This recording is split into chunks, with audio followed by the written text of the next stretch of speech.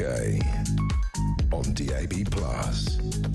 On your smart speaker. On your smart TV.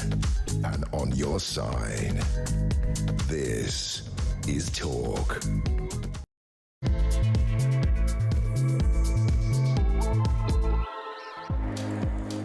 Hello there and a good evening to you. It is Petrie here with you until 1 o'clock, and as ever at midnight it is your chance to talk back. And I want to ask you about this because this is really, I think this is a really tricky one. The London March that is planned for March 15th, so not this weekend, next weekend. Labour MPs and peers have called for the annual march linked to the Iranian regime to be banned, warning that it risks inflaming tensions and providing a platform for extremism. The Al-Quds protest held in London during Ramadan forms part of an international day of demonstrations established in 1979 by Ayatollah Khomeini, intended to mobilise opposition to Israel and support Palestinians. Marchers have previously carried flags of Hezbollah, the Iranian-backed Lebanese group, and placards calling for Israel's destruction. Now, I don't... This is so complicated because I really don't like banning anything or you know, in terms of marches and our freedoms. It's like I don't agree with non-platforming people if they've got something objective to say, because I think it's better out than in, right? I think people are better to say the objective thing and then we argue against the objective thing. So I've never liked that no platforming of people who you just don't agree with. That's not who we are. And this one's really tricky because, of course, there is now a war going on, which is going to impact all of us one way or the other. But is it really right that these pro Ayatollah marches go ahead? Is it right that they calling for the destruction of Israel? Look, this is nothing new. As we said, these marches have been going on for a long time. But a lot of people are saying that they shouldn't be allowed to go on, that right now is not the time to allow these marches or this march to happen.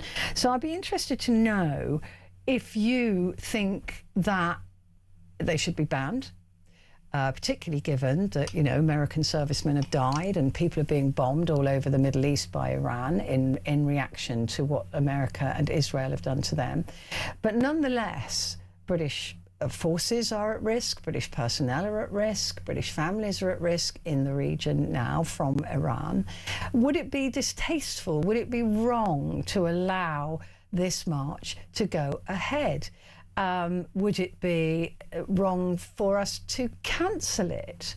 I mean, look, these people are saying that, you know, they love the Ayatollah, you know, now he's dead, you know, they're going to be more of them perhaps saying that how wrong it was for him to have been killed.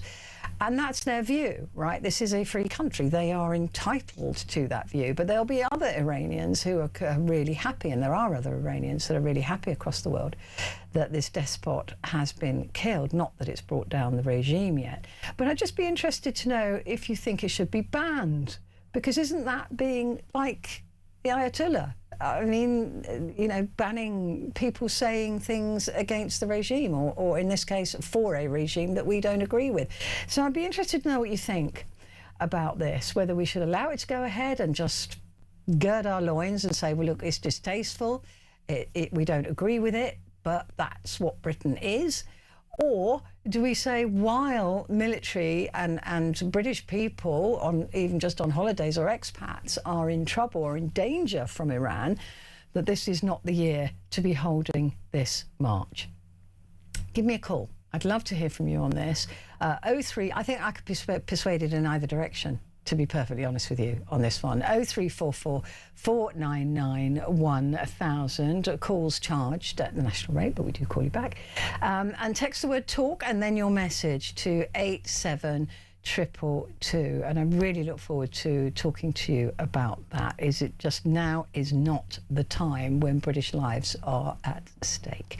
So that's what's coming up with Talkback. Let me tell you about the other stuff that we're talking about. You'll be delighted to hear that our members of Parliament, those hard-working people who are just working for us, right? They just do everything to make our lives so much easier.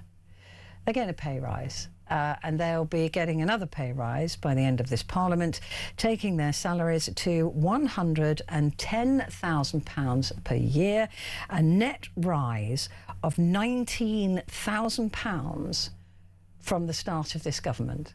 So nearly a 20 grand rise since Labour got into power by the time they leave or get re-elected. Yeah. 20 grand. 20 grand, thank you very much. Do you think they're worth it? I think they should do some stuff for us for a change. We're then going to be talking to Paul Beaver. I'm really thrilled that he's back. He's not been well, but we've got him back.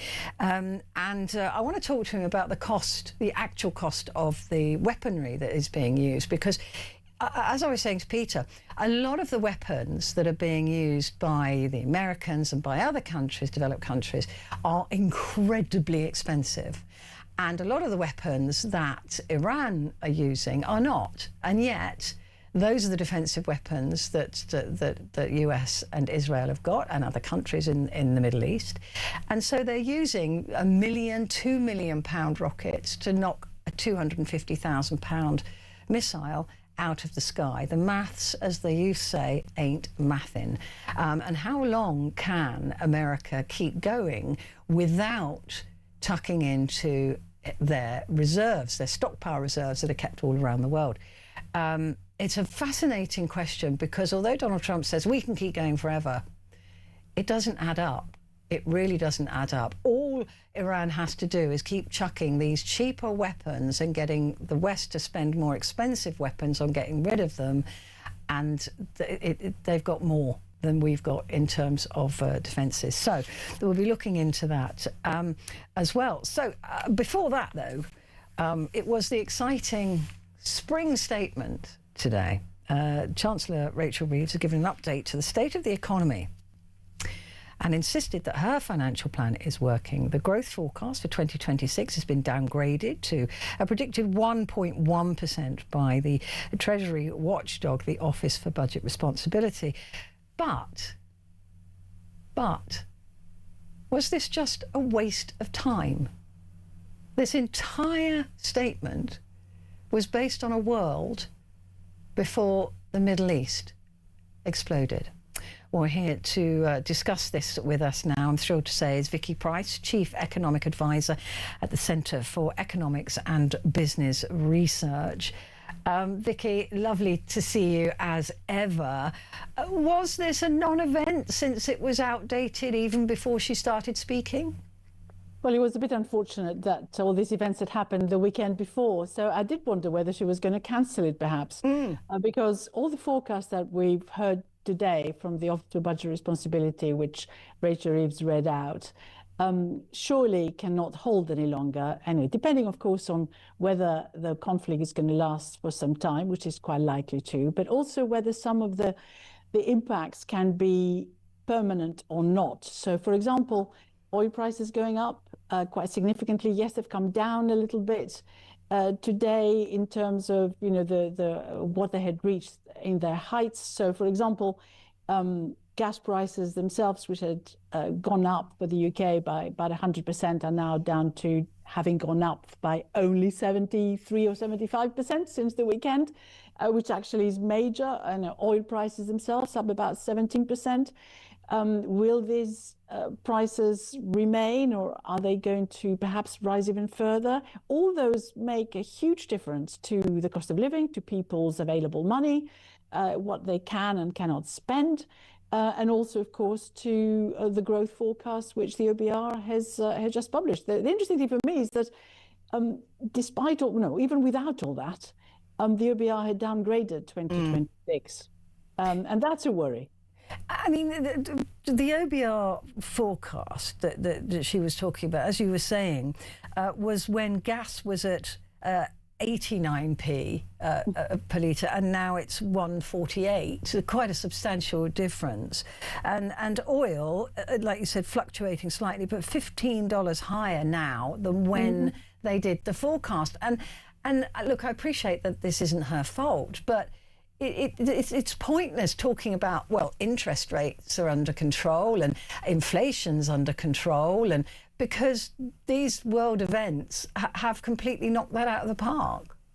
Yes, and of course we were expecting that in fact the markets had already priced it in, that in the meeting of the Bank of England Monetary Policy Committee on March the 19th, they were going to cut rates again because inflation is moving downwards. They wouldn't have any new data because they had the latest data, which showed sort of 3% inflation, but they were going to get the next data for the following month after the last one, sometime I think March the 25th. So they wouldn't have had that, but they would have assumed, because of some of the measures which in fact Rachel Reeves had introduced in the latest budget, such as freezing of prescription charges, for example, freezing rail fares in England, and taking out of household energy bills the green, the net zero levies that everyone was paying. So all that was going to affect inflation quite significantly. So by April, supposedly, we're going to have inflation under the 2% target. And of course, we had already had calculations based mainly on what wholesale prices for gas were doing before, that the electricity price cap was going to come down by about 7%, plus all these other measures which were introduced by Rachel Reeves, so from April onwards. So all these things were good, and the Bank of England had taken all that into account. It had downgraded its own forecast for 2026 to just 1%, so it thought no great demand, no real pressures, inflation's coming down, so we can cut interest rates. Well, now, if the inflation outlook looks worse and likely to stay worse, it's a big question mark as to what decision they will make. And I think Rachel Reeves was counting on those interest rates coming down for, if you like, the resumption of growth and perhaps getting something better next year. But that may not happen now. The other issue is, of course, isn't it, that many people are now calling for that 3.5% the defence budget to actually come to fruition, given what we're seeing now, and hearing that actually, even if America did ask us to take part in the offence against Iran, we haven't got the stocks. You know, we just don't have it in us to do more than probably about 5 minutes, which has really left us looking really vulnerable in the world. So, has she calculated into her future plans the idea that we may have to uplift by billions, tens of billions, in order to bring us up to that level? Well, for the moment, I can't really see anything in the forecast figures that suggest an uptick in defence spending, and that is going to have to come from somewhere. In fact, if anything, if you look at the latest figures that had been calculated in terms of spending in the latter part of the period of this Parliament and the forecast that the OBR has put out, they have actually spending cuts coming and tax increases in order to give her an even better headroom, a room for manoeuvre at the end of about possibly 21 billion. Now she could use some of that, so reduce the headcount and actually use it for the purposes that we need, such as possibly more defence spending. So there is some room for manoeuvre, and the reason why you need that headroom there at the end is in case of crisis. Well, we are in a crisis. Not only are we worried now about what's going to happen to growth, inflation, and everything else, and unemployment, which is expected to stay quite high this year, but also we're worried about where we're going to find the money for defence. Maybe we can work more closely with Europe and share in the fund that they're going to be raising, possibly. But we do need to spend an awful lot more than what we're doing now on defence, without any doubt. And coming back and saying, well, we're going to be raising it now to sort of 3.5% a bit earlier, if you don't have the means of doing it or show how they're going to be met, then the markets are not going to like it. And we've actually seen already that yields on 10-year government bonds have been going up, and they still remain the highest in the G7. So looking at it from an individual point of view, when we look at, it's difficult sometimes to associate how gas price is perhaps a little bit more easy to figure out that our gas bills are going to be higher. But when it comes to oil and the futures market, I mean, people buy into the future. They take a risk whether it's going to go up or it's going to go down. So we're okay for now, presumably, because we'll have some in our pocket, so to speak.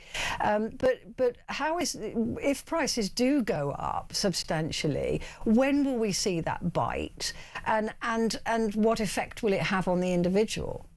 Okay, the first thing to say is that we're already seeing it, because the price of petrol in the petrol pumps has been going up already. So there's a lot of evidence that oil companies and also forecourts have been putting prices up. So that's going on already. So we're going to be feeling that anyway. The second way we're going to be feeling it is that certainly by July, when the next calculation of what the energy price cap is going to be comes to be done, then prices will be going up for households. So we can expect a bit of a decline in the short term because they can't change that. There's going to be quite a lot of subsidies which will be given to the companies which are providing us with the energy, because of course prices will have gone up, but they still have to accept a lower price. And then it will all get reversed in July when we do the next calculation. So at some point in the summer, there'll be that increase. But in the meantime, not only are petrol prices going up, but also there'll be all sorts of things happening on food prices, because of course they depend on quite a lot in terms of the production of them, on fertilizers and so on, which rely on oil. That oil's gone up in terms of price. Then you've got all these goods which are right now stuck in various places in the Gulf. So the Strait of Hormuz being practically closed. The ships have not been going through Suez anyway. So what you've got now is much, much longer trips to wherever they're meant to be. Some of them can't even move at present. So the cost of transporting goods, in other words, is going up. And there is a very close correlation between the length of delivery time, so the longer it takes for something to get to where you want it to be, and the price you've got to pay. So inflation and delivery times are very closely correlated. And this means that we're going to be feeling that in food prices, goods prices, anything you can possibly think of a lot earlier than just July, when that energy cap is going to be going up. And not to mention the extra costs in insuring these ships, right? Absolutely, and the freight rates have gone up already very significantly. Yeah, hugely. A couple of other things that the Chancellor spoke about. One was the unemployment figures, saying that they would peak at 5.3% and then come back down, I think 4.1%, she was saying, which is lower than when they took office. How do they know that? When juxtaposed with that, you've got the bill for welfare going up by 18 billion in 1 year. Yes, well, in terms of unemployment, we have seen it increase for all sorts of reasons. First of all, because it's a sort of lagging indicator. It takes a bit of time for unemployment to start rising when your economy is not working particularly well. So the second half of 2025 was very flat. So then we saw this unemployment increase happening, but also, of course, concerns about the budget, the issues about the national insurance contributions, increase for employers, all things which made companies reluctant to hire, has unemployment going up. So that's one of the reasons. Now, the way in which you can get it to come down, since growth, which is forecast, is not particularly strong, so going to 1.5, 1.6% growth doesn't necessarily lead to huge increase in employment normally, is a very odd thing, which is that basically the expectation is that net migration into the UK is going to be going down very significantly. In fact, we might move into net emigration. That means that there's going to be a skill shortage in all sorts of areas, which therefore means that there will be better figures in terms of unemployment, because there'll be fewer people who will not be able to get jobs, who are looking for jobs, because the working population will be going down. And that's an interesting, I assume that's what the calculations are meant to be telling Rachel Reeves, on which this figure of 4.1% is based. But they are relying on migrants not coming here, as opposed to doing anything proactive to make that happen. Well, they have done something proactive, which is they've made it much more difficult, much more expensive for people to get skilled visas. There are some exemptions to all that. They tried to get, very high skilled people and high net worth individuals who could perhaps contribute in setting up particularly sort of tech new firms to come to the UK. But also they have made it harder to bring dependents in, and also they have stopped basically recruiting anyone from outside as care workers. So all that's going to lead to big gaps in what both firms and public sector institutions need. And that is probably going to then be reflected in what, if you like, British living people who are here now. But you're also hoping that those people who are not working want to work, right? That then there will be a certain percentage of that don't, or feel that benefits are more stable than a job. So that's a lot to rely on to hope that the numbers come down.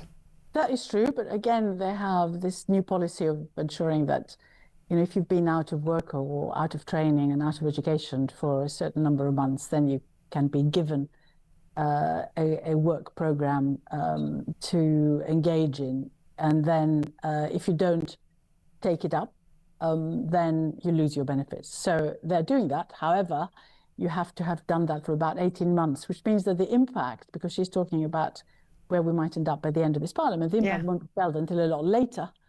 And so we have to wait and see whether that indeed works. And you're right, you need to incentivize people to work as well, but you also need to incentivize employers to do a bit more training. And there is a look now again at the way in which the whole apprenticeship scheme works, and maybe it will improve in such a way as to make it more worthwhile.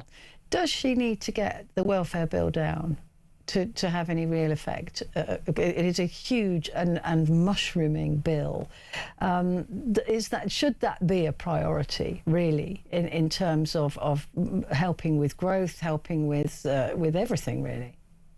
Yes. Now, if you need to make sure that your fiscal rules are met, then you need to do something about it. And for the moment, there have been so many U-turns, as you know.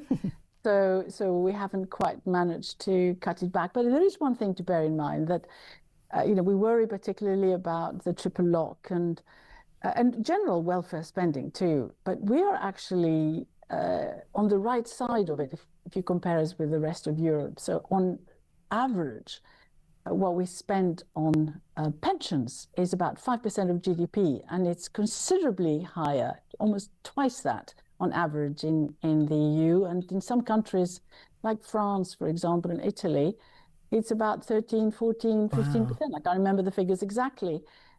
So it is an issue that is affecting loads of other countries. So we're not exceptional. But where we are is in the numbers of people who are suffering, the increasing number from mental health issues. We seem to have been worse hit from the COVID impact than others. And although our inactivity rate in the past has tended to be lower than that of other countries, many other countries have managed to overtake us in the sense that they've come down quite significantly. And in our case, the inactivity rate has gone up since COVID. It's coming down a little bit now, but it's gone up since COVID, whereas in the rest of the G7, that inactivity rate has gone down. So there's something strange going on right now. And I don't think it is the huge generosity of our benefits that does it. I think it's possibly something deeper, which is the sort of thing that Alan Milburn, as you know, ex-cabinet minister, is trying to do a review on. Yeah, well, I could tell him why there's youth unemployment. I could answer that for him, and that is they're thinking, I'm never going to be able to buy a house, I'm never going to get a retirement package, and I'm never going to be able to have kids, so why bother? So you can pass it on to Alan, if you like. When I see him, I'll tell him. My great economic philosophy. Vicky, it's great to talk to you. Thank you very much indeed. It's always such a pleasure. Vicky Price there, Chief Economic Advisor, Centre for Economics and Business Research.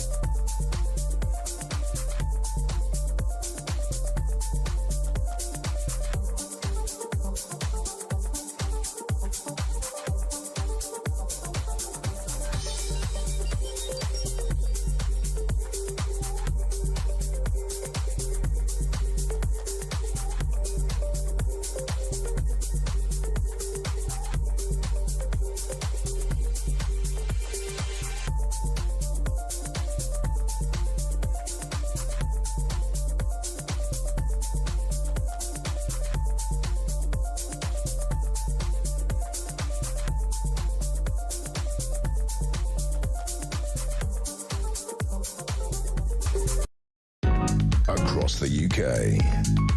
On DAB+, on your smart speaker, on your smart TV, and on your side. This is Talk. Hello there, good evening to you. This is Talk and it's Petrie here with you until 1 o'clock. And of course, between 12 and 1, it is the Talkback Hour and it's your chance to do exactly that. And I want to know, are you planning to go to the march on March the 15th? Because Labour MPs and peers have called for the annual march linked to the Iranian regime to be banned, warning that it will inflame tensions and provide a platform for extremism. This is the Al-Quds protest held in London during Ramadan, forms part of an international day of demonstrations established in 1979 by Ayatollah Khomeini, intended to mobilise opposition to Israel and support Palestinians. Marchers have previously carried the flags of Hezbollah, the Iranian-backed Lebanese group, and placards calling for Israel's destruction.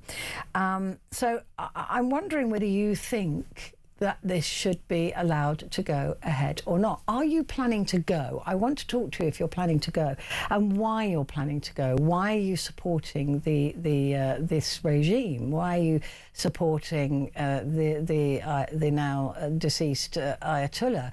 And I don't understand. I genuinely don't understand why it is that you would support that regime but choose not to live under it. I think that confuses me. You know, if you're such a supporter of the Iranian regime, then I don't know why you would choose to live in a very, very, very, very different country where there are freedoms, where you have the freedom to hold this march, as distasteful as it might be to other people, because that is your right to do.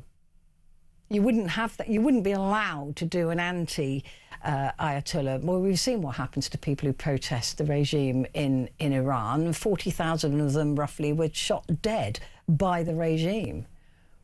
So I'm just not sure why there would be that support. I really don't. And while we have British citizens and military personnel in harm's way at the moment from this regime, should it be allowed to go ahead or not? Now, as I said, I'm on the side of not banning even the most distasteful things, because that's part of freedom of speech, right? You have the freedom to be as distasteful as you want, as long as you don't incite violence. And you know, that is a central tenet of our democracy, that you have that freedom to do that, as long as you don't incite violence, as long as you don't incite hatred. And I can't help but think that this march might do just that, but I don't know. So if you're going, tell me why you're going. I'd like to know. So give me a call. Tell me why you would go to this march, and what it means to you to have the freedom to do that, whereas the regime you're supporting would not give you the freedom to do the opposite of it. So I'd like to know, should it be banned, particularly right now, this year? MPs are calling for it, or should we allow it to go ahead, as distasteful as many of us will find it? Give me a call, 0344 499 1000.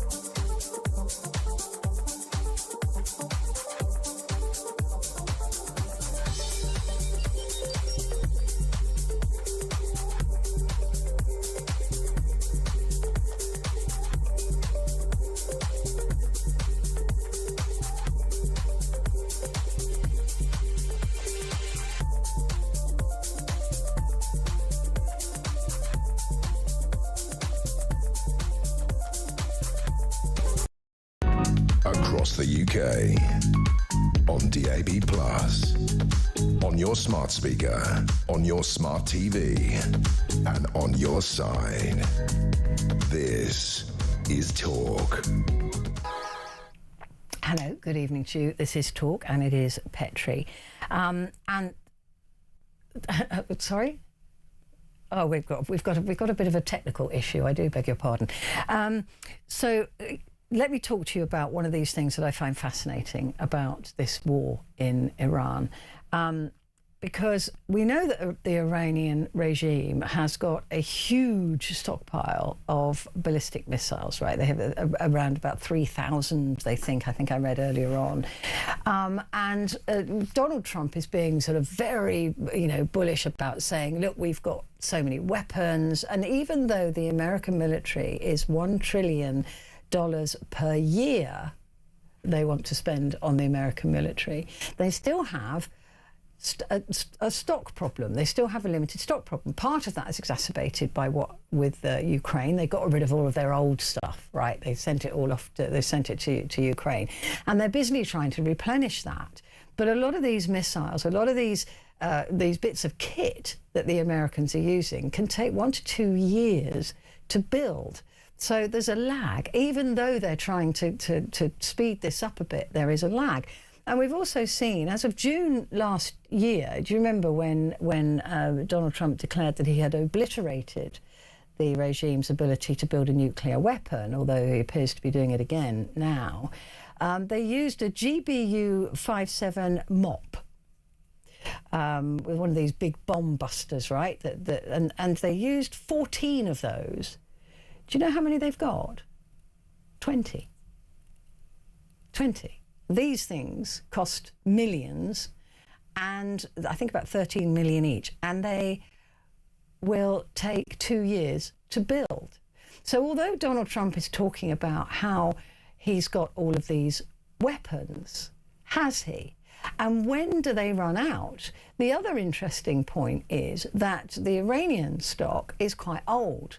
Like the planes that were shot down, right? They were first built in the 1970s. They would have had a few updates since then, but they're really old kit. Ukraine are using them, Russia is using them, but they're still old kit. So a lot of the stuff that Iran is chucking at the Middle East at the moment, they work, they do the job. We've seen that. They blow things up, but they're a good deal cheaper than the missiles that are being used to take them out. So this is Operation Epic Fury, as we know. The tomahawks that they use as well, they were used a lot in Midnight Hammer. That was the one last June. They were also used in the Houthi attacks and things like that. So about 30 tomahawks were fired at the Iranian nuclear sites, and as a result, the Pentagon has had to step up tomahawk production, and it can take 2 years to build one. So it is really interesting to ask, how long can America afford to keep doing this? And I tell you, for nothing, China is going to be watching very closely and counting the weapons that have been deployed, that have been used in defensive action. So I'm going to be talking about that in just a moment. We do have some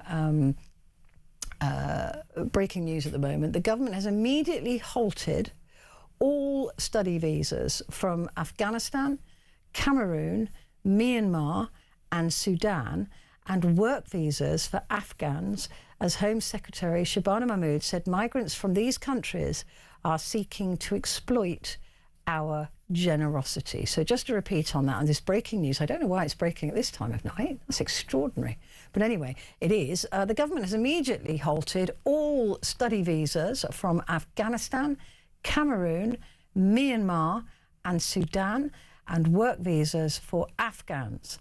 As Home Secretary Shabana Mahmood says, migrants from these countries are seeking to exploit our generosity. No more details on that at the moment, but as soon as there are more details, we will bring it to you here live. It is just weird that has broken at this time of night, but there you go. Can't answer to the news, can you, really? Anyway, let's get back to the question at hand, and that is the stocks of military weapons that the Americans actually have. Now, they have stockpiles all over the world, But if they have to tap into those, does that leave them vulnerable in those other areas? As much as Donald Trump says we've got so many weapons, we can do what we like with them. Like I said, the math ain't mathing either. It seems that all Iran has to do is just keep firing these things, and then the Americans have to fire very expensive defensive missiles to knock them out of the sky. It's a plan, and it seems to be working. Joining me now to discuss this is Paul Beaver, defence analyst and author. Paul, I have missed you. Welcome back, and I'm glad you're feeling a little bit better. Thank you. Pneumonia is a bit of a pain, but I'm getting through it, thanks. Oh, I'm so glad. We really have missed you. Listen, Paul, this is a really interesting look at what's happening in Iran at the moment, just to look and see the differentials in the cost of these weapons. And how much longer can any of the Middle East countries afford to keep sending them up on cheap missiles? Yeah, I think there are two basic questions here, aren't there? One is, do we have enough stockpile? And secondly, is this the right way to be countering really cheap drones? I mean, Iraq was a war which was, and Afghanistan for that matter, which was about traditional standard weapons. And then Ukraine in 2022 showed us that actually drones for £50,000 each were the way forward. And you have to spend as much as £17 million shooting one down. And we found that, the Royal Navy found that, at least a year ago, maybe two, with having ships working against the Houthis who were firing drones and missiles at merchant ships in the Red Sea. And it was costing a lot of money to shoot them down. You could shoot them down, but at several millions for excuse me, a drone which did cost 50,000. And of course, the Iranians have got the capability of making many thousands of drones a month. They've been doing it because they've been supplying Russia for its war against Ukraine. They've been supplying the Houthis. They've been supplying Hezbollah. They've supplied anybody who's anti the West with them. They have a production facility that is really good. It's dispersed across the country. So you can't just hit one factory. And then you've got the whole thing of how much do you have in your war stocks? Well, I've been looking at what the West has been doing in terms, and some very good operations. I'm deeply impressed with Qatar and UAE, for example, in the way that they've intercepted over the sea to reduce collateral damage. But they've only got so much. I reckon if this had been an attack on Britain, we'd have used 80% of our air defence stock already in the last 5 days. Wow. And it's interesting because we always think, oh, the $1 trillion that America has spent, they must have, weapons that they can keep going forever. I mean, they've always designed, haven't they, to fight two wars at the same time. That was the basis. Indeed, it was. You're so right. The two-war concept, that you could fight a war in Asia and a war in Europe. Yeah, at the same time, which is what they did in the Second World War. But since last year, they changed that, didn't they, to be mainly all focused on China. So have they allowed stocks to deplete in that regard, or have they stockpiled them around around China and around areas like that? Well, they had stockpiles in many countries, in many friendly countries, South America or in Europe and Asia, and they're kept at a limit. The other thing you have to remember is you might build a missile, but it has a sell-by date. And you have to make sure that that missile is still working and still operates. But it's a very interesting conundrum that the Americans have now, because one of the arguments that they've been giving for not supporting Ukraine is they don't have sufficient stocks of weapons. Now, unless they had Epic Fury, a ridiculous name, in their mind. Embarrassing. I don't know what whether that was driven by the lack of weapons or not. But it does seem to me that they don't have an infinite amount. I reckon they've got about a month's supply. Wow. Which will leave them depleted. And as I was saying, Paul, these things, you can't just build them overnight, right? They cost millions to build and they take a couple of years. Well, they can probably build them in a matter of months. But in the West, it's commercial. So the big companies like Lockheed Martin will demand a contract before they cut metal. In countries like Iran, they just give an order, build more drones. And they've got all of that ridiculous procurement process. I mean, that we've got in the UK. We've got the 5th largest defence budget in the world, and we've got nothing to defend Akrotiri. It is just ridiculous. And now we're going to send HMS Dragon, as brilliant as she is as an air defence ship. She's going to take 2 or 3 days to get ready for sea. And then she's going to have to chug round through the Bay of Biscay, call into Gibraltar for fuel, I expect. And so end of next week, by the time she's on station, well, the war might be over then. I mean, it does make us look rather silly in the world. I mean, the whole thing is just exposing the West's fragility. I mean, even in terms of the US. I mean, the THAAD missiles, the US fired 150 of those missiles. That's a quarter of their total inventory that they've already used. I mean, they're going down quickly. And like you said, to knock out of the sky, you know, a 50 grand drone, if that cost. Is this, just briefly, is that a technique that Iran are using, saying, you know, look, these are cheap, you're having to spend millions to get rid of them, this is part of the war process? Yeah, let's get rid of all of our older generation drones, our less capable drones, get you to use up your air defences, because you're going to have to use your air defences. You can't just sit back and let the drones and missiles come in. And then maybe, just maybe, Iran's got something more exciting. We've already seen that they have deployable warheads. They've got what used to be called MERV, multiple independent re-entry vehicles. They've got decoys, lots of decoys. Well, you know, which is the right missile? Yeah. You know, when you see that sort of 9 missiles in the air, one is a missile, the other 8 are decoys. And you've got to knock all 9 out because of that, for that reason. Yeah, unless you've got some clever piece of kit which we don't know about. You can't take that risk. It'll be interesting to see if the narrative changes from the White House as the weeks go on, if they indeed do. Paul, thank you so much for joining me. We'll speak to you very soon, I'm absolutely certain of it. Paul Beaver, defence analyst and author.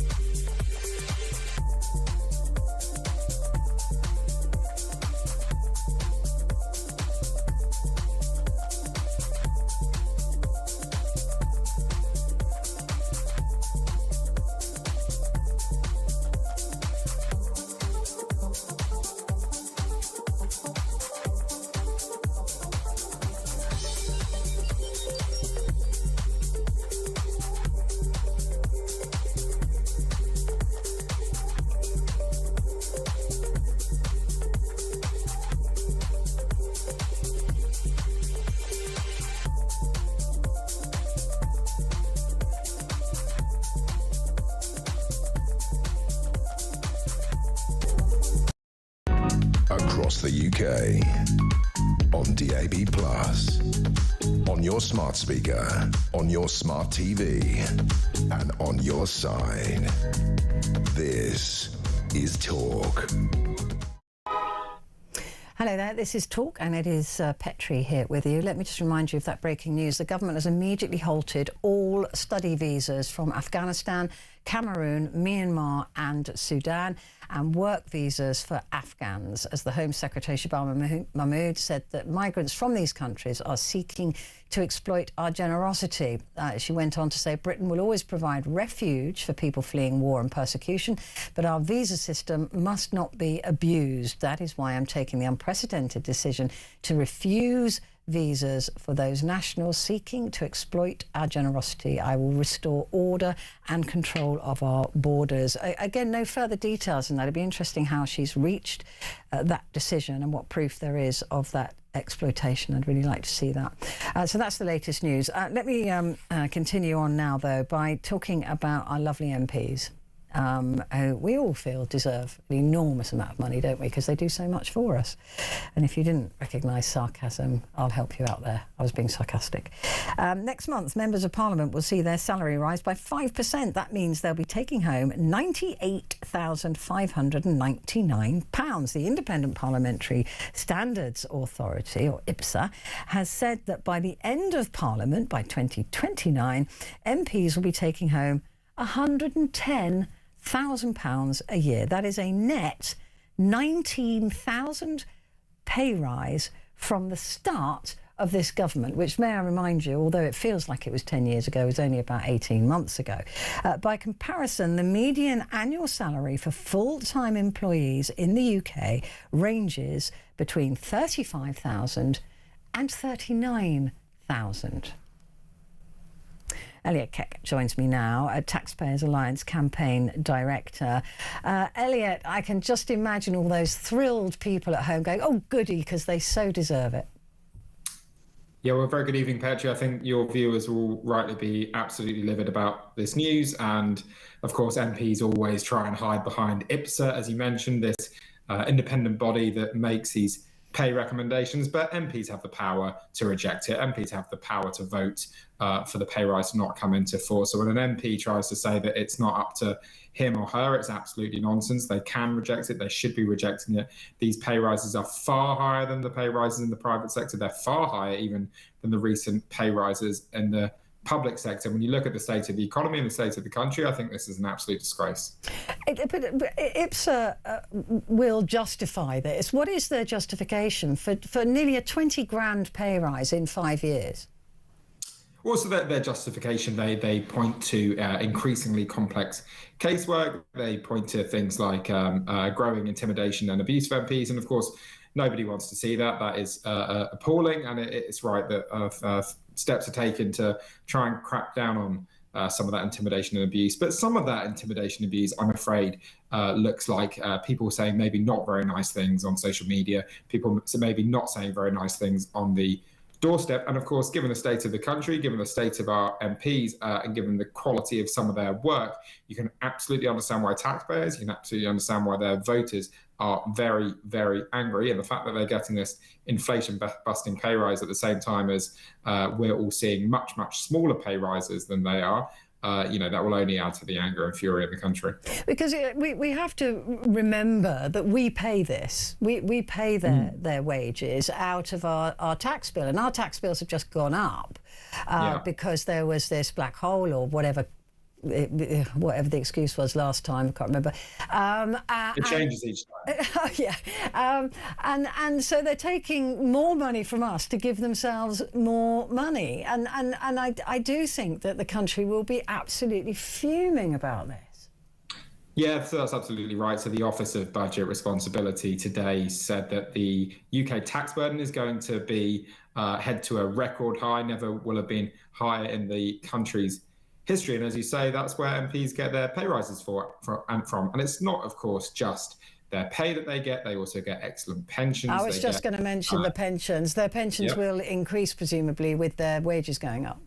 Oh, yeah, of course, because it will be based on a percentage of their overall pay. So, yes, that's absolutely right. Their pension will go up. They also get incredibly generous redundancy payments where even if they choose to stand down, they get months of pay after leaving. They get huge staffing budgets. They get their second home paid for if it's far enough away from London, including all the energy bills, council tax bills, and so on, which means that increasingly they're basically being shielded from all the disastrous decisions that they're making. So when we see inflation being driven up by this reckless and irresponsible chancellor, she doesn't have to worry about the impact that will have on her living standards because their pay rise is going to be above inflation. But of course, for many of your viewers, for taxpayers up and down the country, that's not going to be the case. That's not only not going to be the case, many more people are now facing unemployment because employers are simply having to shed staff at a very alarming rate.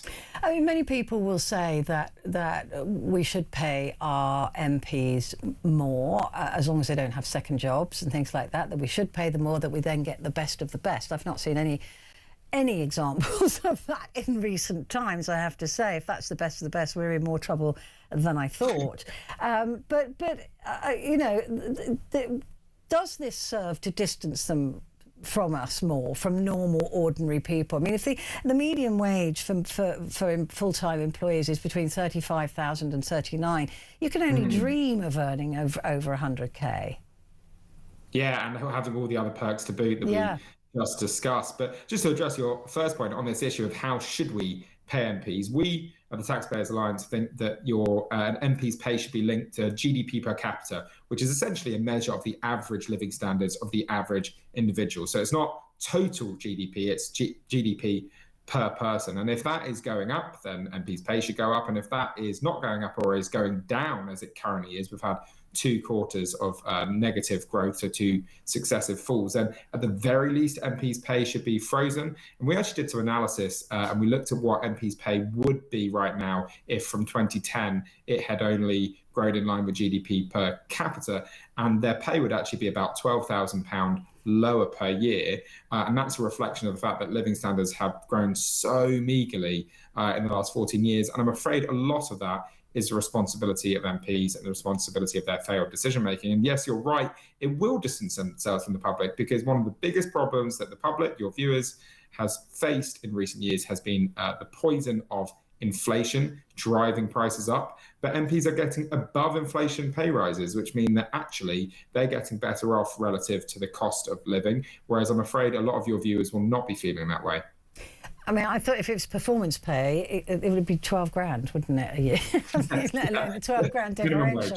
And do you think that in cases of this level of pay rise that we're seeing now, and they were already well paid, and like you said, the benefits in kind add up to an awful lot, it should be a question for a referendum, that the public, if we're paying their wages, we should have a say on those wages? Yeah, I think that's one way that you could do it, or alternatively just have MPs vote. And let me promise you, if they were forced to vote and they were forced to have their vote on the record for their constituents, whether or not they were going to support the pay rise, I don't think they would vote for it. Instead, they've come up with this ruse where they appoint this independent body that comes up with this recommendation. And when the recommendation is something objectionable to the public, MPs can just say, not me, Gov, it was that independent body and there's now what I can do about it. But of course, as we know, there's absolutely something they can do about it. They could go to the House of Commons tomorrow, vote to take that power off IPSA, even just temporarily. And ideally, I think the right thing to do, given the current situation, would be for them to freeze their pay. And it seems that they are absolutely immune to the decisions they make for the rest of us. Right? I mean, it doesn't matter what they do to the rest of us. It's absolutely fine. If she tries to put tax up again, there will be trouble. Elliot, it's a pleasure to talk to you as ever. Thank you. I think I might become an MP, and I'd be as rubbish as the rest of them. I can assure you of that. Elliot, thank you. Taxpayers Alliance campaign director. It's not bad pay though, is it? Blimey. Anyway, listen. Coming up, don't forget, was talk back at 12. So we'll be talking about whether these marches should be banned or not. But right now, we're going to have a look through the newspapers for tomorrow, so make sure you stay where you are.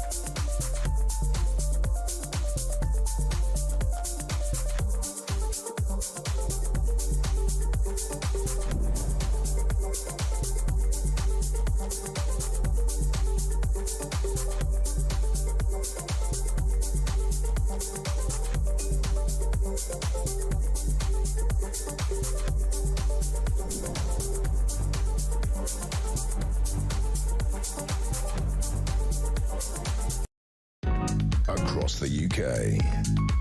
On DAB+. On your smart speaker. On your smart TV. And on your side. This is Talk.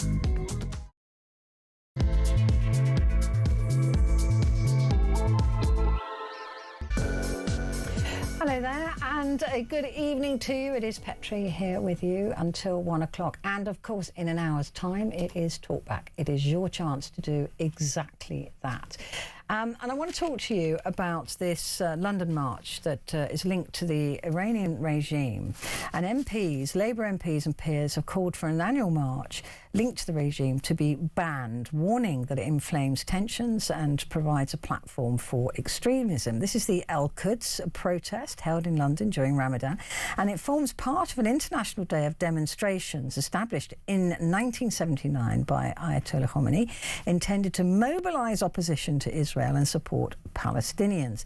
Now, generally, I'm not for the ban of voices that I disagree with, because the whole point is that they have their voices and they disagree, and we can argue back and disagree with them. That is a central tenet of our democracy. But I just wonder if right now is the time where we have military personnel in the region, we have civilians in the region who are potentially going to be attacked by Iran. Whether it is now, we should say, not this year, matey. We're not going to allow this to happen. And many of you are actually saying, well, you know, they didn't allow pro-Nazi rallies during the Second World War. But if we ban it, then aren't we being like the regime? Because, you know, we know what happens in Iran. They don't just ban anti-regime protests, they kill the protesters. So we're not going quite that far.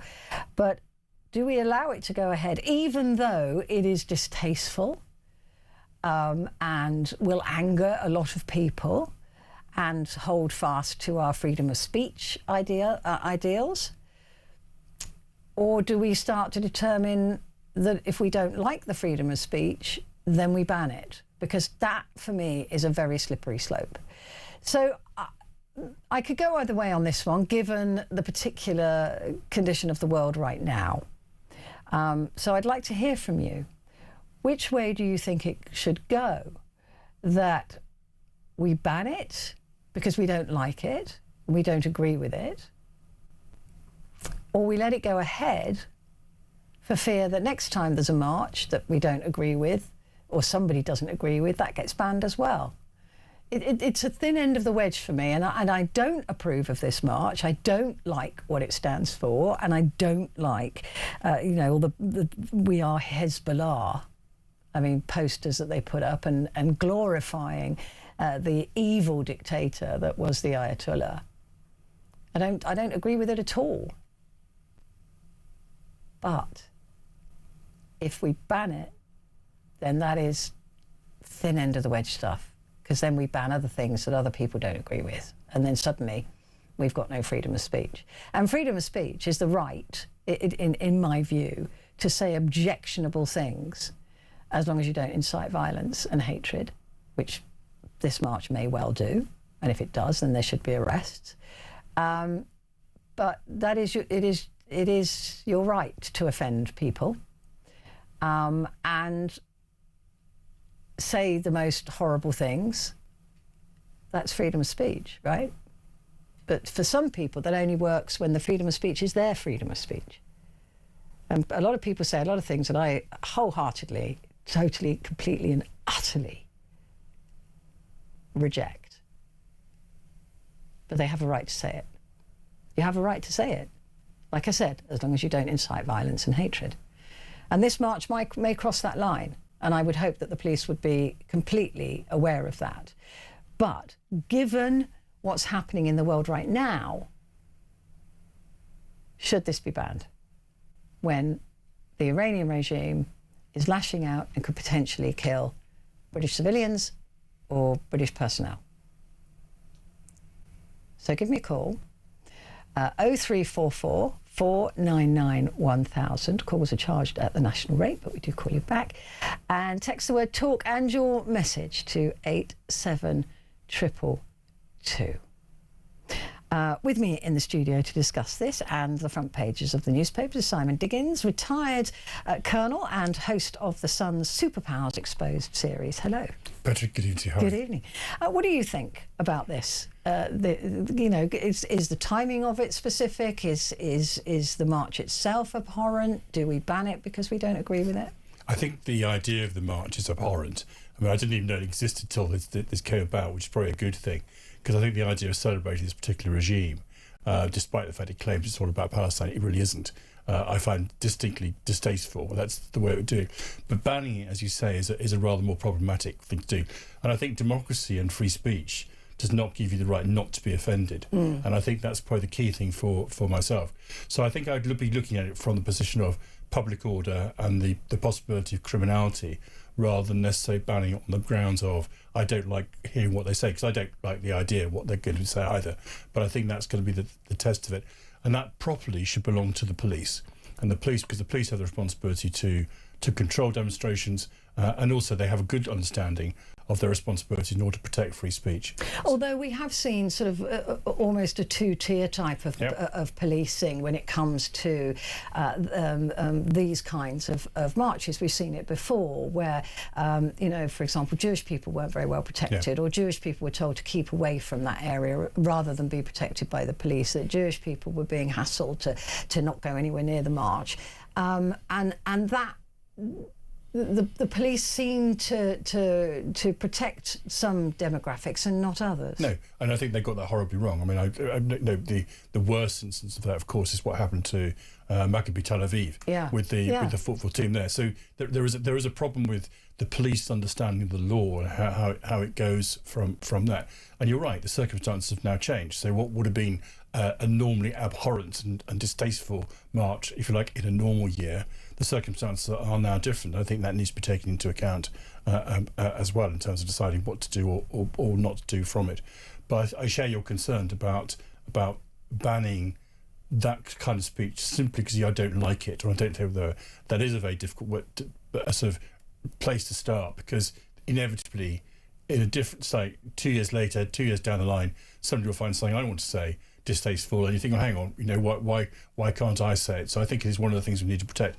I think the argument, I think it's an American argument about, you don't shout fire in a crowded theatre, is maybe one of the kind of tests you've got, and maybe on this particular occasion people say no, saying those things which happened in a normal year on this particular year is inappropriate, given the fact, as you rightly point out, our soldiers, our airmen, our sailors are likely to be involved in warlike operations, if not in fighting, and then having something like going on in the background, I think would be there. So, I mean, I'm havering about which way to go, and I can kind of rehearse the arguments, and I can explain my personal view about how abhorrent I find the ideas that they're going to express. But I've also got this thought in the back of my mind, we should be better than that, and we should find a way to allow even the most distasteful opinions to be exercised. How they're exercised, though, I think we need to make sure it's up to the police, and I think this is where the Home Secretary needs to give very clear direction to the police as to what she expects. What's acceptable and what isn't. Absolutely. I mean, holding up signs saying we're all Hezbollah, for example. I mean, like I always say with these things, Simon, I think if you love the regime so much, I don't understand why you're living away from it. No, I kind of agree, and I think there's a whole failure there. And I think interesting, one of the other stories that you covered before the first hour about the things that Shabana Mahmood is doing in terms of banning people from certain countries. I think there's a sort of indication that the idea that you may, if you like, functionally have a right to come to this country or a reason to come to this country, but if you're going to be a threat to our security, to our community, to our sense of ourselves, in other words, will you be prepared to integrate or not? I think that should now be part of the test for people coming to this country, and indeed people who are here at the moment. Are you with us? Or are you against us? If you're against us, then frankly you don't belong. Well, somebody else has pointed out that there's been, the MI5 has said there's been at least 20 planned attacks against this country by Iranian dissidents, by sleeper cells or whatever it is they want to call them.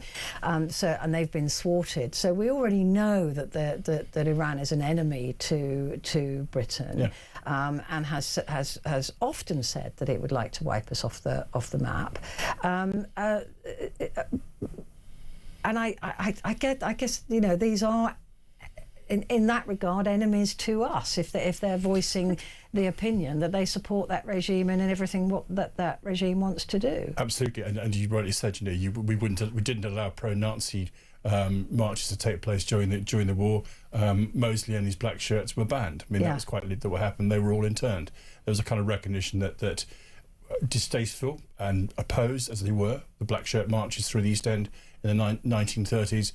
There was a limit when it came to the war itself, and those ghastly opinions were not to be expressed during the course of the war. So yes, there is precedent for banning something, even if prior to it had been acceptable, or not acceptable, but just part of allowed. Yeah, exactly. Yeah.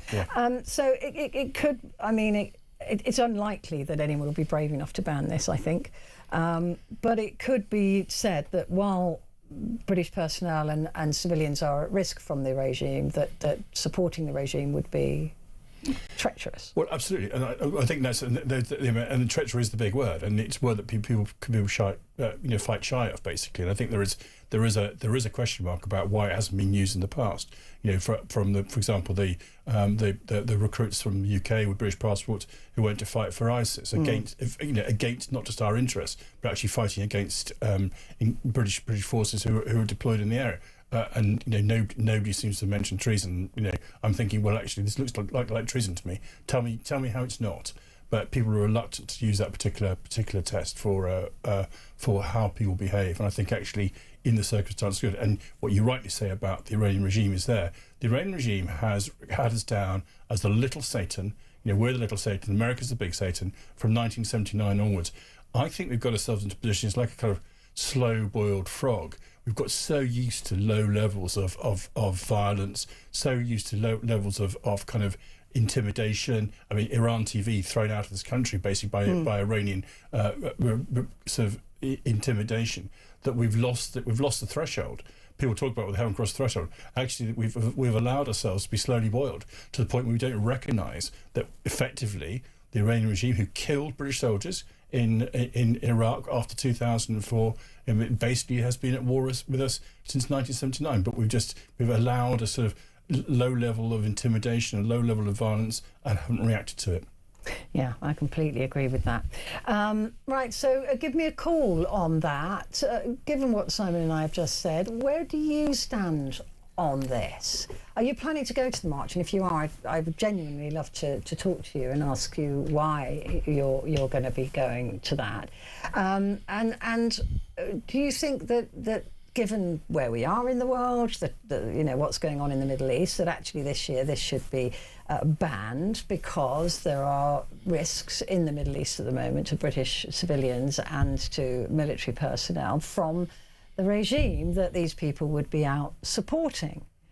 Do you think that actually this is a good time to say, look, not this year? Or do you think, look, as distasteful as it is and as revolting as we will find it, that is part of our democracy, to be able to say something that is revolting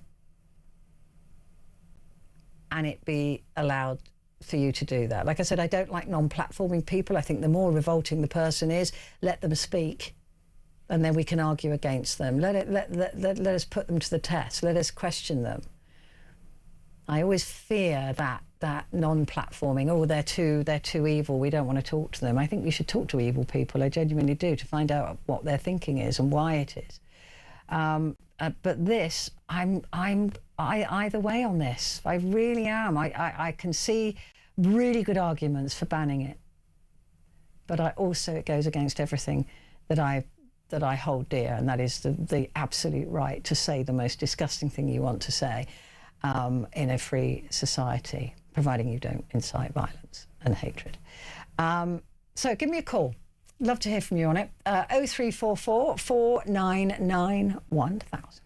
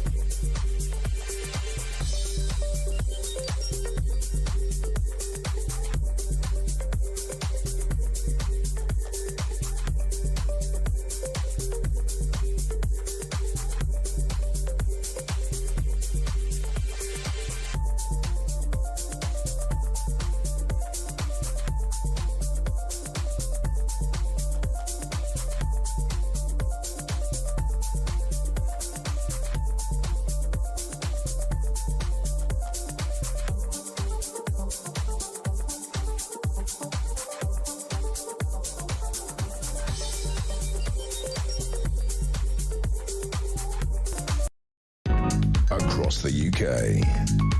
On DAB+, on your smart speaker, on your smart TV, and on your side. This is Talk. Hello there, this is Talk, and it is Petrie here with you, and with me, Simon Diggins, retired colonel and host of the Sun's Superpowers Exposed series.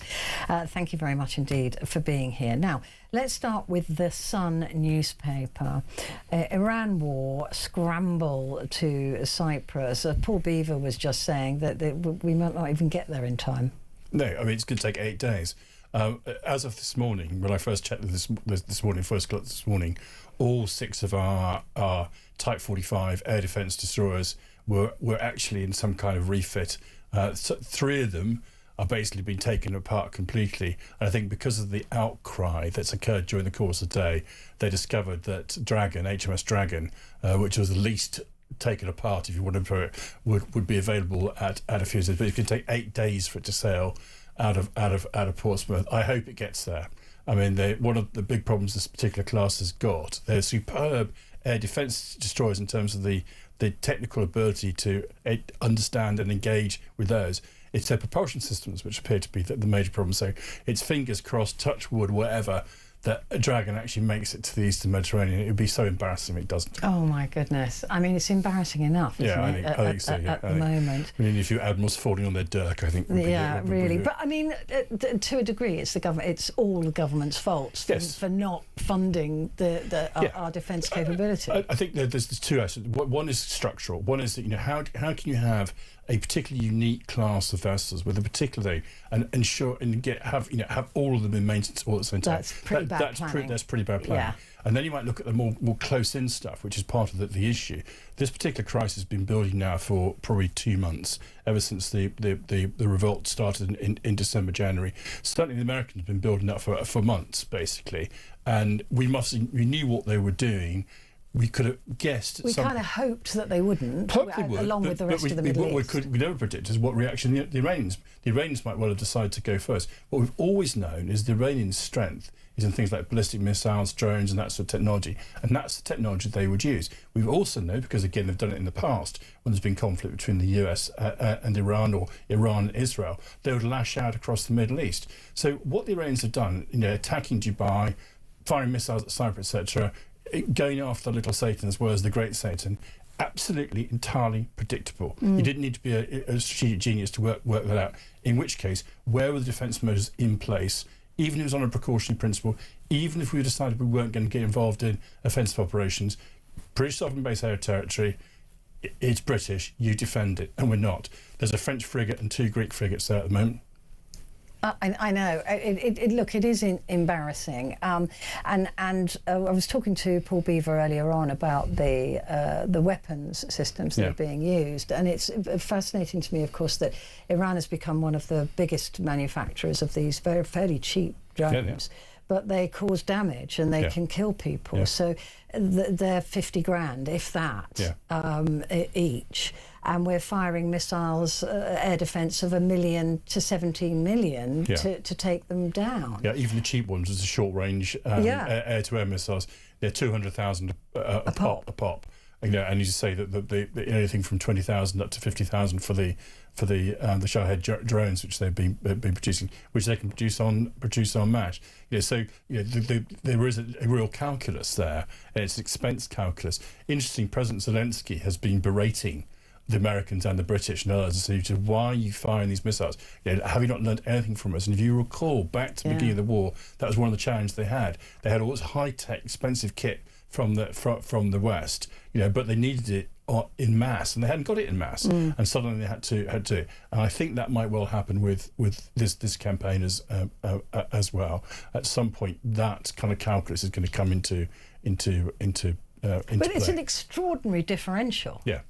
It's times 10. Huge. It's times 10. It's literally, it is ridiculous, right? Somebody wrote that it's like pitching a Ferrari against an e-bike. Right. That in terms of the cost and the analysis. But of course, the West has got more and more advanced, these super duper weapons that can do X, Y, Z. They take a long time to build, and they cost an absolute fortune. We've forgotten that, and it's a quotation which lots of people use, but it's usually assigned to Lenin. That quantity has a quality of its own. It does, yeah. And when we did understand that properly in the Second World War, perhaps even afterwards, along with some very high tech, very specialist equipment, we also had lots and lots of things. So yes, we were producing our own variant of tanks, the Churchill, the Centurions, the first ones of those, high tech of the era. Actually, our tank that we used was a Sherman tank, which was mass produced by American motor car manufacturers, and that's what kept us going, and that was our real workhorse for that's what's going to help Iran, isn't it?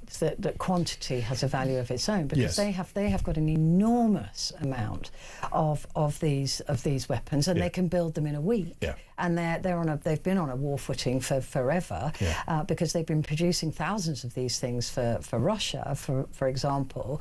So they have the capacity to make these things, and they've got so many of them, and all the time, America and Israel stocks are depleting because the weapons they're using are so much more sophisticated, and they take a year or two to build. Yeah, and I think it's probably fair to say that we do know that the Americans in particular have inloaded a significant amount of supplies. They had something like 100, the C-1s, C-17s, their Globemasters were being used to ferry. So they have, this is the build-up. They spend a lot of time building things up, but yes, there will come a stage where even with that level of build-up, and even that level of logistic support, they may start to run out. I think we're not there yet. But I think that is certainly part of it. But then you've got the gap of rebuilding that stock. Yeah. And countries like China will be counting them as they're fired. There's another one. There's another one. Absolutely. There's another one. Yeah. And if he has to go to his stockpiles, they're going to be paying attention. Very much so. We had the same thing with we gave UK gave all of its 155mm artillery to the Ukrainians. And then when Rishi Sunak said, I'm going to give you more artillery ammunition, we simply couldn't produce it in this country. And he had to place the order in Germany, 100,000 155mm shells to Ukraine. So yes, the effects, the consequential effects of this war, just in really pure military stockpiling, military equipment terms, are going to continue for. Well, it's exposing a lot of countries, isn't it, to the weaknesses that we have allowed to happen. Yes, absolutely. It just exposes all of us to that scrutiny now. People took this this idea, they call it this sort of holiday from history, and that holiday is well and truly over. But I didn't see anything Rachel Reeves this afternoon. Where was her emergency budget for nothing at all? In fact, by the time she gave her speech, it was already out of date. Yeah. Talk about a complete waste of oxygen. Absolutely. War spreads, this is the I newspaper, war spreads across the Middle East as Trump rages at Starmer. UK scrambles warship to Cyprus 4 days after conflict begins, following Iran attack on RAF base and political outcry. Actually, they're not sure it came from Iran or Lebanon, are they, that drone? No, I think the latest thinking it probably came from the Lebanon. Yeah, that's what I was thinking yesterday. Because the range of the Shahed drone, it would have been at the behest of the regime, but without the instruction, I would have said. PM under pressure from White House and Gulf states over his response so far. Petrol prices set to climb within weeks, so they've already gone up. Was Keir Starmer in between the devil and the deep blue sea, do you think? Or should he have immediately said yes to whatever America requested? My personal view is that there was a failure to recognise what our real national interest is. And distasteful the regime is in Iran, but it was this was my idea before about this slowly boiling frog. This is a regime that kills and murders its own people. It blinds opponents. So there's always horrible pictures of it's mostly women protesters who've had literally one eye gouged out. It hangs rape victims. It spreads terror around the world. In my view, there is no question this is a dangerous regime. And the argument is, well, they haven't necessarily attacked us yet. Well, we just don't know. We've absolutely no idea. We do know that they've stockpiled over 400 kilograms of enriched uranium to 65% plus for that. Consequences, what's the issue with that? So, what you need for civil nuclear fare programs is about 5%. So they've got the stuff. There's only one reason they're doing that enrichment. That's to build a nuclear weapon. Are we going to wait till they produce a nuclear weapon and then they can terrorise the entire Middle East?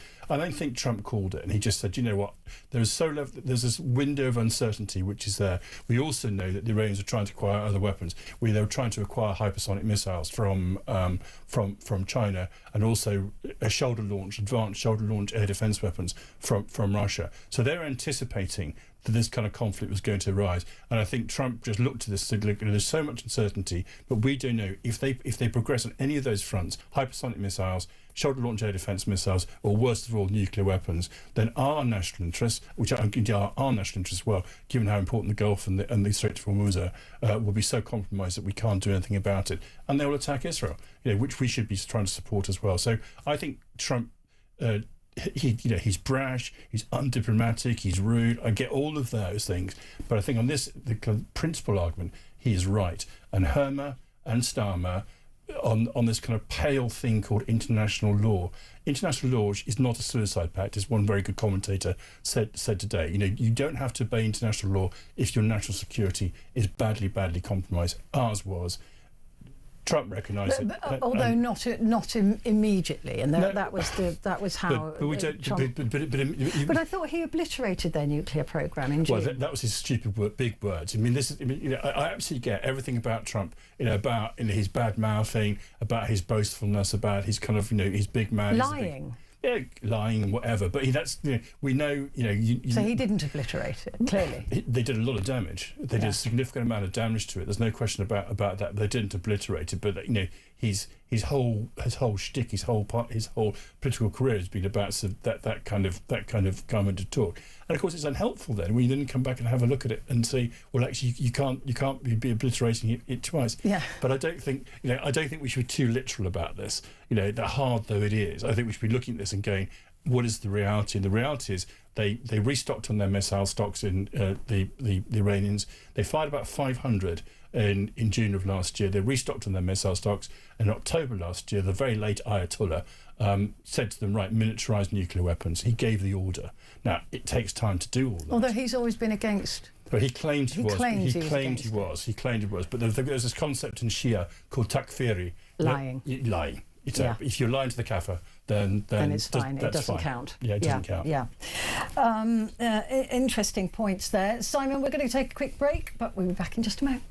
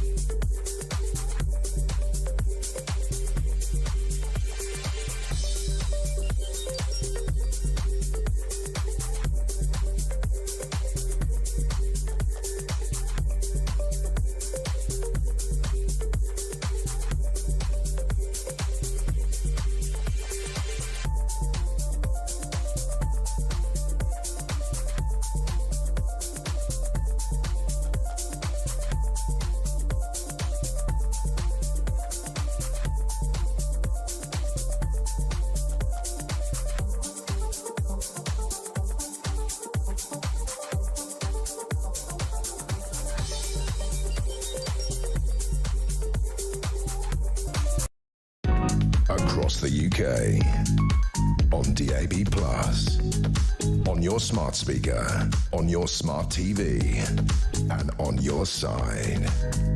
This is Talk. Hello, this is Talk, and it is Petrie, and with me, Simon Diggins, retired colonel, and I've got to remember your podcast, The Sun's Superpowers Exposed series. It's quite It's a bit, and we've got one. The most recent one that's out on Monday is about Iran. Oh, so, brilliant! So, yeah, it is. So it literally came out on Monday. Excellent. So please. Have a listen to that. Look, yeah. There you go. Let's have a look at the Times. And PM is no Churchill, says Trump. He's not exactly Roosevelt. Yeah, no, he's not. He's not. I think we've lost. I think we've lost so much credibility. I think it's not just the original ban on use of RAF Fairfield and the Chagos Islands. It's this continual harping on about this non-existent thing called international law stopping you from defending your national security, which I think he's irritated about. And even now, even when Prime Minister Starmer has changed his mind and just said defensive operation can do it, it's also caveated around. What he's not getting from Starmer is wholehearted support and saying get rid of this regime. He's had it from the Canadians, he's had it from the Australians who said this is a ghastly regime that creates terror throughout the Middle East and throughout the world. We're on your side. That's what Trump wants. And frankly, I'd say he should have it. I said, you don't have to like Trump. You don't have to like everything else. But do we always jump when? No, not at all. But this is a regime that's killed British soldiers, that is murdered the same people,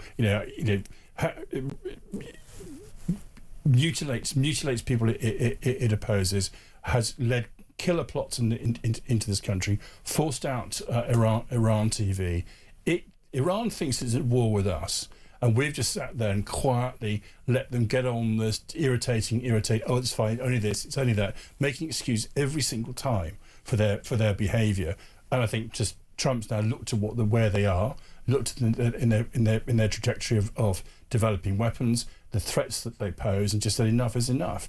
And the Israelis have said the same thing. And frankly, we've got all the same information. The Americans have been sharing this information with us, and we have chosen to ignore it. And I think that's the challenge, and that's why I think that there is this really quite strong falling out between the two leaders. It's interesting, though, that you say this thin veil of international law. I mean, you had Pete Hegseth, the Secretary, I'm not going to call him what he wants to be called, the Secretary of Defence in the US. He's a bit too keen on war, that one. He loves it. Saying none of this nonsense of rules of engagement. Yeah, that's wrong. And none of this nonsense of international law. I mean, the rules of engagement are there for a reason, right? And that is to prevent things like chemical weapons from being used against civilian populations. It's about trying to avoid striking civilian populations if you're at war, although we didn't do that in Dresden. But there are rules of engagement, and they are there for a purpose. But America seems to think that they don't apply to them any more than international law. I think I'd make a kind of slight disagree with you, Petrie. I mean, what I would make a distinction between is what the kind of rules about the use of certain weapons. That's what they call international humanitarian law, and that's laid down in various conventions, go all the way back to Geneva Conventions from the late 19th century through the 20th century, and everything goes with it.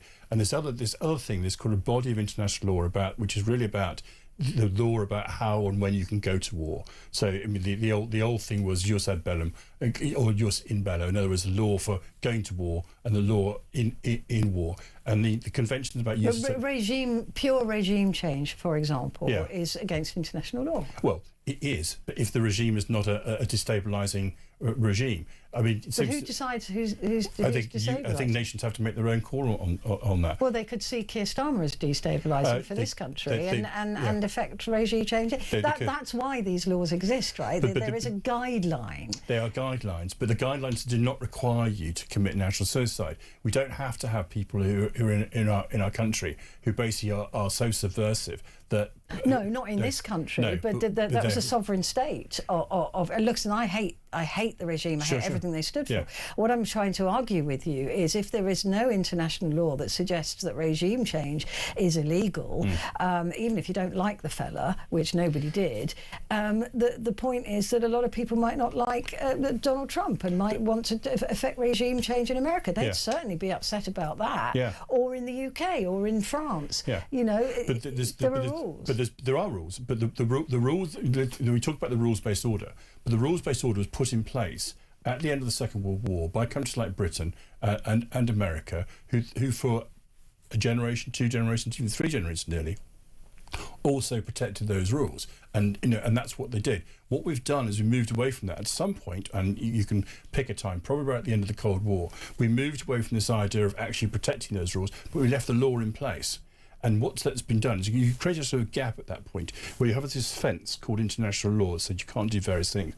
But the actual people behind the fence who actually maintain that fence, who, if you like, were the police or the sheriffs or whatever, they pull back from it. And into that space, you've now got countries like the Iranian regime and other horror regimes as well. And I think that's the challenge we've got. We've allowed international law to be given a kind of a sort of a position that it never actually had. What it had was, yes, international law, here's the paper about it, but it was reinforced, supported by countries who basically respected those laws. Iran has not respected the idea of national sovereignty for other countries. It has continuously attempted not only to destroy Israel, but destabilise the Middle East, destabilise and subvert this country. All those things, to me, essentially are acts of war. I believe that there's you then look at Vladimir Putin. You look at and he's all sorts of people around the world. Because the same thing happened. Again, look what we did. So when we disarmed at the end of the Cold War, Russia didn't. So there's the fence, there's this boundary which we all signed up to. But during the Cold War, we were both up against that boundary. Now what then happened was, boundary stayed in place, this fence was in place, but we pulled away, left this space into which these creatures have risen, and Putin has an army of 1.3 million people, etc. What about the suggestion, though, that America doesn't have to obey the rules of engagement? That is wrong. That is simply wrong. I say, but the rules of engagement, I say, they come under that different category. That's the law in war, jus in bello, as distinct from the jus ad bellum, which is the law of going to war, and that's it. And so Hegseth is completely wrong about that, and should be called up and pulled up over that. I have to say, because the last thing we want is a well-armed rogue military doing what the hell they want. Well, that's Putin's army. That's exactly what they've done. We've seen about the massacres in places like Bucha and places they've been responsible for that. That is a rogue army that's out of control. So are the Iranians. They're also out of control.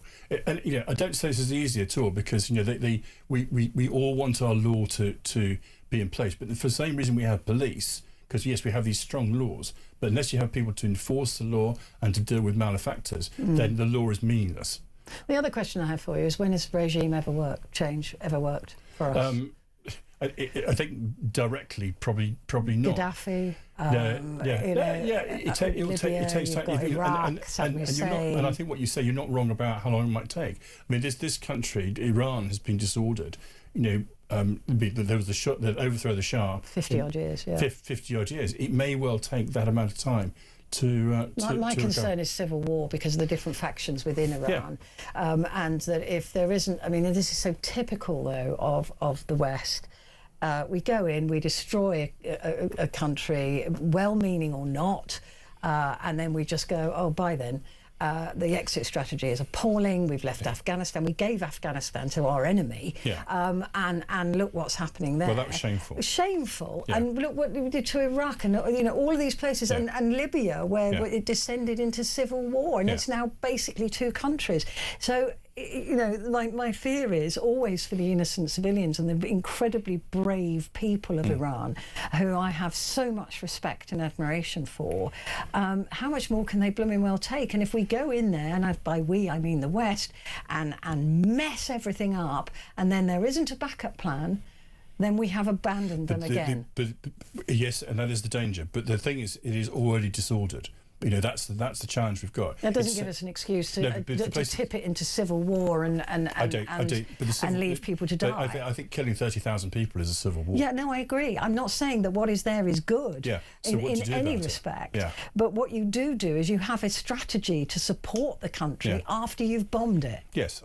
You break it, you fix it. Yeah. Who was it? The American president said that. Yeah, absolutely. It's the whole thing, You break it, you fix it. You go in and bomb a country, have a plan at least to support the innocent people you leave behind. And that is the challenge we've got. And we don't know that it's there, or if it's been articulated. We don't know whether contacts have been made with Look at our history. Opposition groups. Look at our history, Simon. History tells the story itself. When have we ever left a country better? But then, I disagree with that. Apart from the Second World War. No, I disagree with that. I think we actually made a huge difference in Afghanistan, but actually lost the will to keep it going. No, we did. We did, but then we abandoned them. Absolutely, that was the mistake. And that's the point. That's the mistake. But that's what we always do. Well, we don't always have to do that, and we can learn from that particular mistake. Good. As well, I mean, that's the thing. Is because if we do another Afghanistan and we leave it to and usually it's women who pay the price of this abhorrent behaviour. If we abandon them, then we are no better than anybody else in this world. It was Secretary of State Colin Powell who said it. Yeah. You break it, you fix it. Yeah. And that was in regards to the Iraqi war. Yeah. I just would like for us to learn from history, and that is if we go and bomb a country, at least let's have a plan to support the people whose lives have been thrown up in the air. And I hope they're doing it. I mean, I don't know they're doing it. It certainly hasn't been properly articulated. My money's on no. Okay, well, I mean, it's not something I'm going to have a bet with you about. It's not something I think we should bet about. No, I would like to think that we have learnt. We have learnt. Actually, he said, "You break it, you own it." Yeah. Same thing. Right, let's have a look. So PM is no Churchill. Well, we know that. Starmer is no Churchill again. That's on the front of the Telegraph. He said, saying lack of support for Iran war, saying he ruins relationships. Britain has been attacked and our aircraft carrier is stuck at home. We've covered that as well. And also, of course, Trump's fallen out with Spain.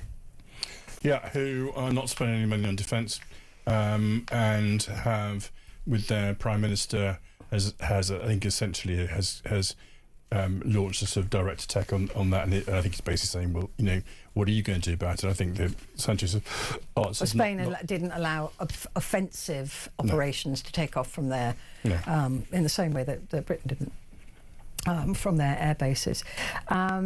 The Guardian, US and Israel intensify Iran attacks as conflict widens. Too late for talks, says Trump now, as reports claim death toll close to 800 in Iran. It's always the women. There we go. The Independent, again, Starmer's no Churchill, says Trump, as warship is deployed to Cyprus. Like we said, we hope that she gets there.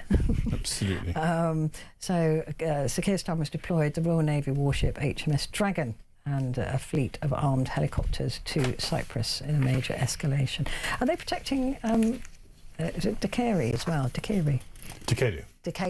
Sorry. Yeah, and actually, of course, you know, Decalia is closer to the Lebanon and to everything else. So, and all the other things that are going on in Cyprus as well. I think Akrotiri gets the headline because it's the airbase. It's the airbase, and their American aircraft base there permanently. So yeah. Okay, let's take a break because we're at 1:45. Let's take a break. We'll be back in a sec.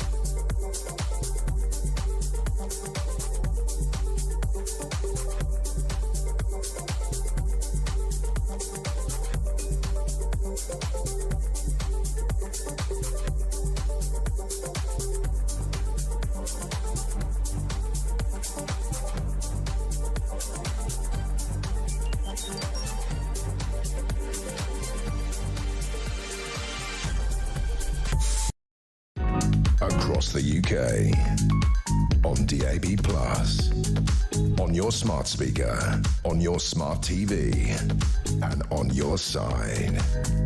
This is Talk.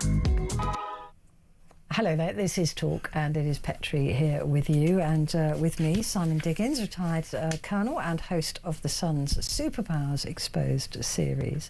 The Daily Mail going with a similar headline: Prime Minister who Trump mocks as no Churchill, and a Navy fleet stranded in port, showing an image there of HMS Prince of Wales.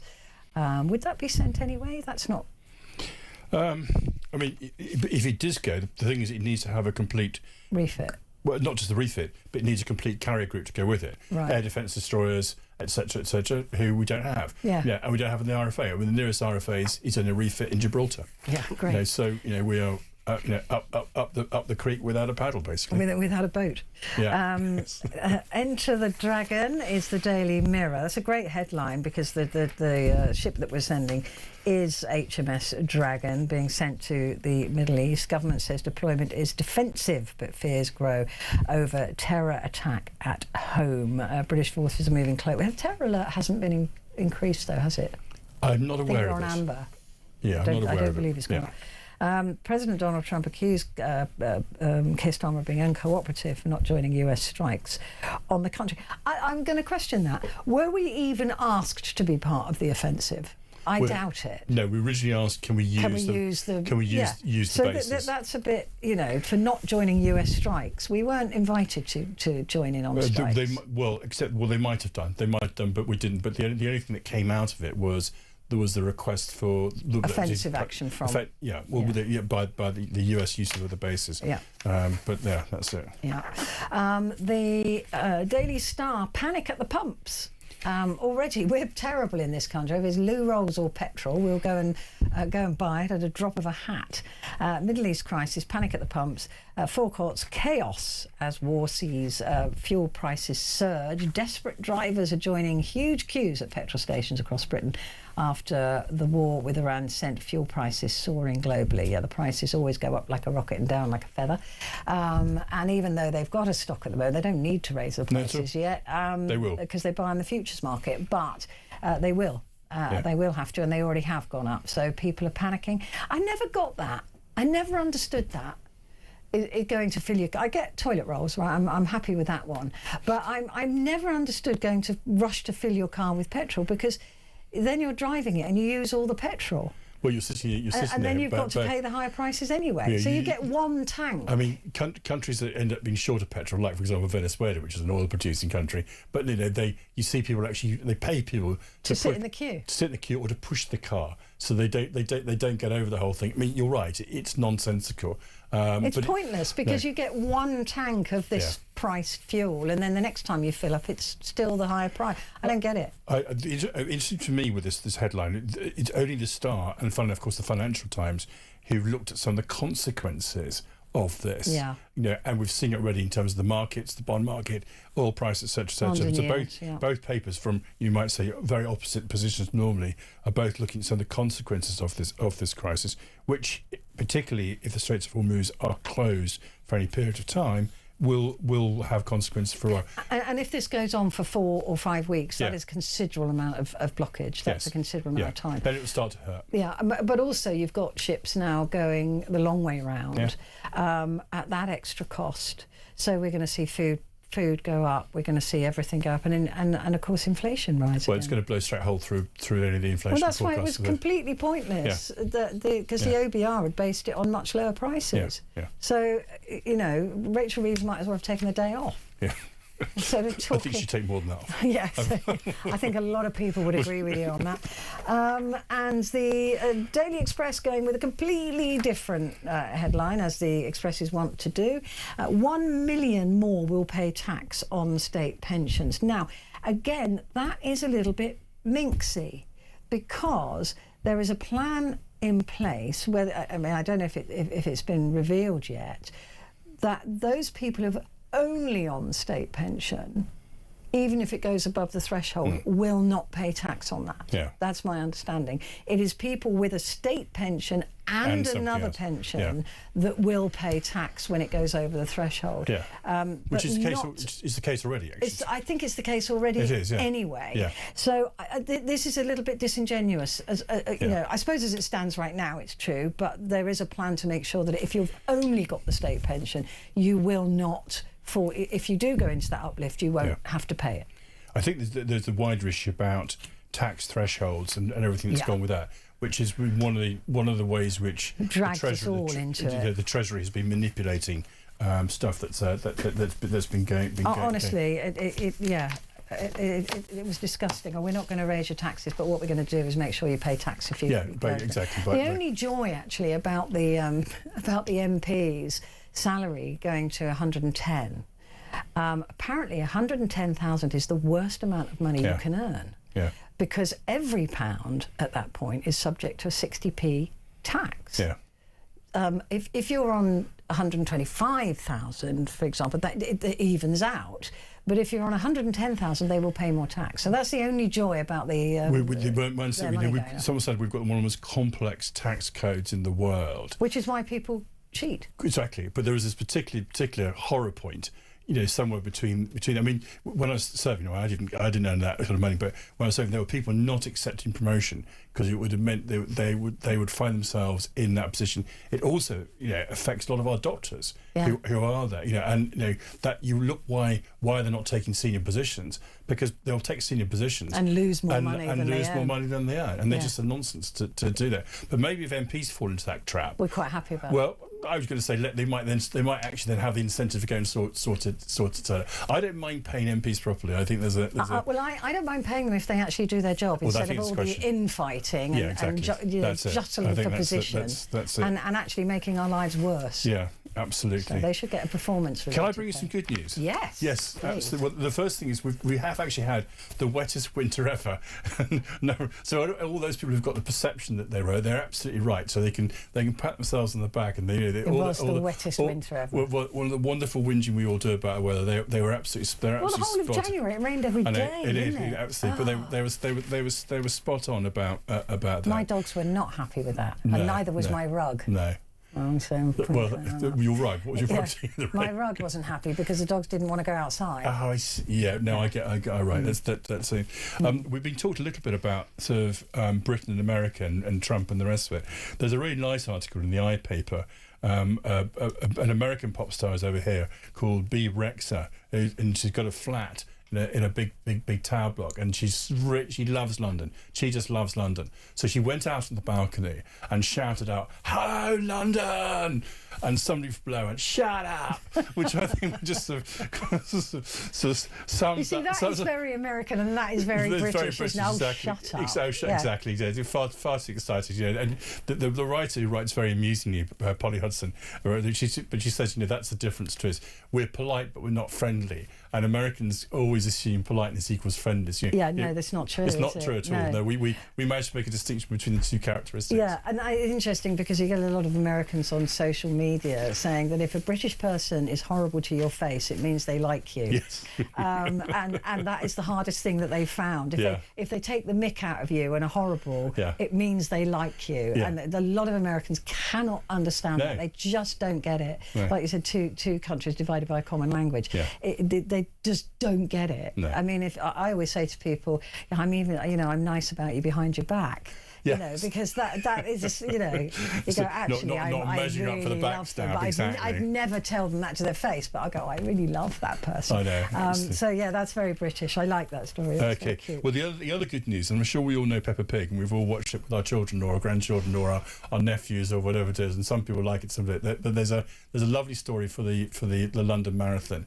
In the storyline at the moment, I'm a little bit out of date with Peppa Pig and its backgrounds. My children have kind of slightly grown up, but beyond it. But George, who's Peppa's brother, has been diagnosed as deaf. So they've got a Daddy Pig character who's now going to run in the London Marathon to raise money for the National Children's Society for the Deaf.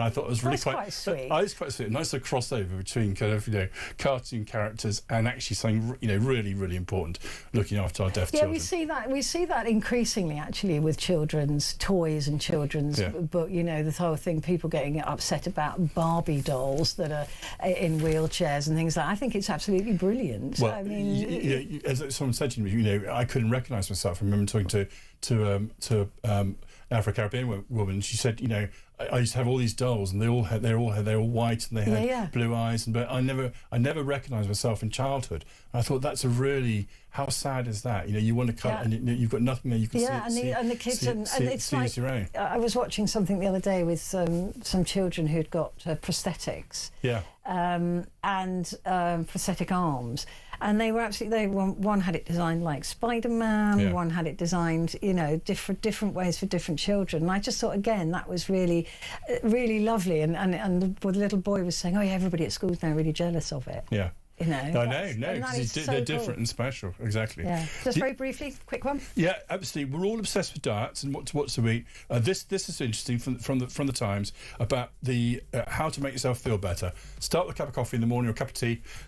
For 2.5 hours. Make sure everything you eat is flavourful. So flavourful berries, flavourful sort of whatever it is, and chocolate count. Chocolate counts, but not crisps or muesli biscuits. Doesn't. I saw that the other day. Muesli makes you sad, which you don't want to do. It's got loads of calories in it as well. Yeah, absolutely. Simon, thank you very much indeed. Simon Diggins, there, retired British colonel and host of the Sun Superpowers Exposed series. Make sure you watch it.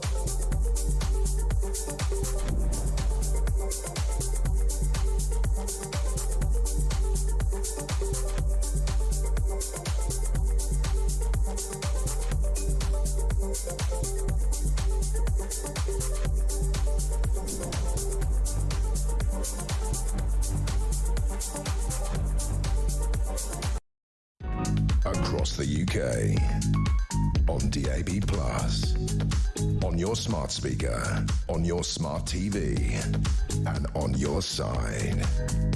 This is Talk.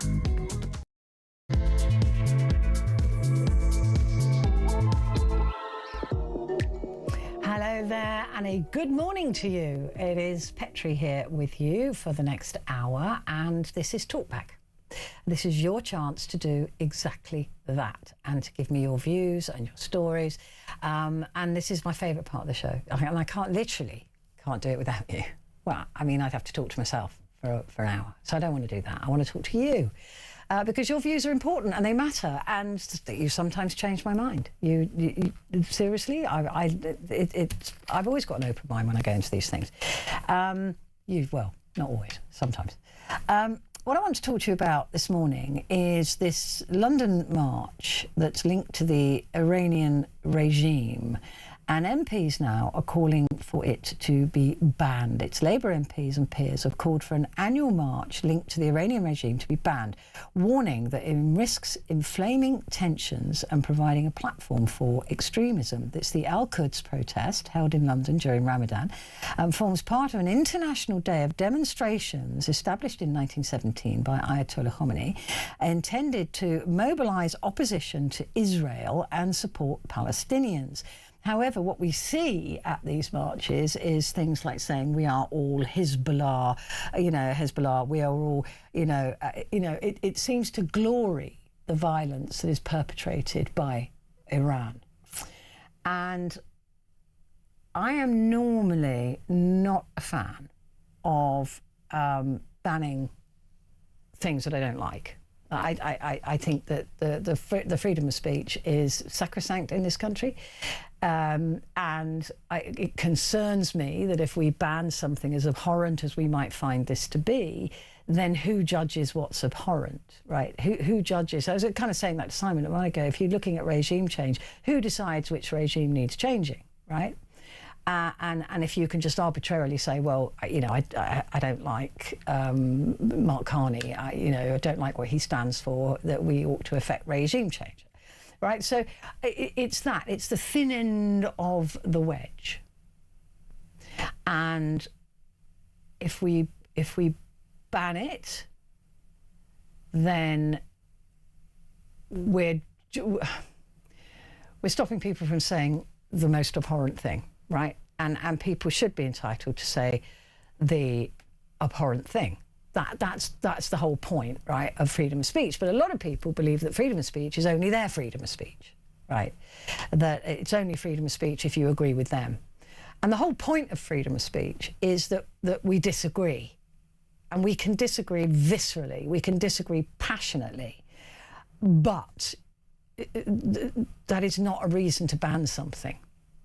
Okay, that is as gut-wrenching as it is, and I've seen many protests and many things that I can absolutely disagree with, 100% could not possibly support. But I do support their right to do it, to say it, to think it. Because if we start laying judgment on what we consider the right freedom of speech, then it's only a matter of time until your freedom of speech is questioned by somebody else. And that has always been the basis. I've always hated this non-platforming, denying people that we find disgusting and abhorrent the right to speak at universities, etc. They should be allowed to speak. They should be allowed to say the evil thing, the horrible thing. And then we counter that. We argue against that. It strengthens our argument, it strengthens our understanding of evil, and it strengthens our argument against it. And it makes us better for having had to stand up to somebody we disagree with. But disagreeing with somebody, disagreeing with something, is not in itself a reason to ban it. As much as we may hate this,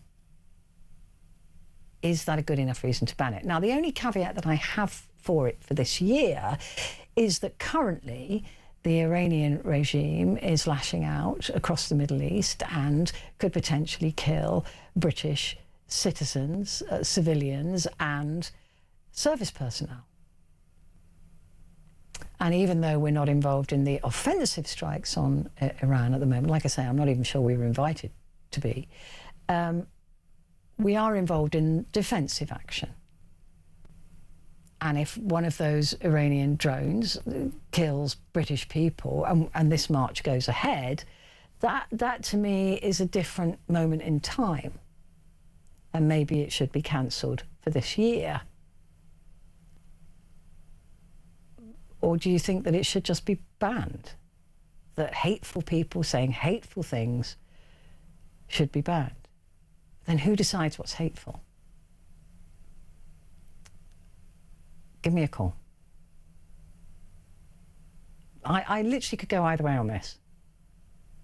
because I am dead against this going ahead.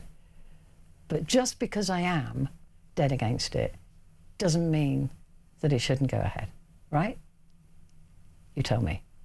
0344 499 1000. Calls are charged at the national rate, but we do call you back. And text me, please. Put the word talk and your message to 87222. I have to say, I've never been insulted quite so nicely as this message that's come through. It says, "Hi, Petrie, great show as always." Thank you. I understand that your Trump derangement syndrome is off the scale as always. But today is the day, no matter how grudgingly, to admit that Trump was right in his actions and his views of our weak, pathetic, spineless coward of a Prime Minister. That's how you insult me. It's beautiful, thank you. Not signed, but nonetheless, I appreciate it.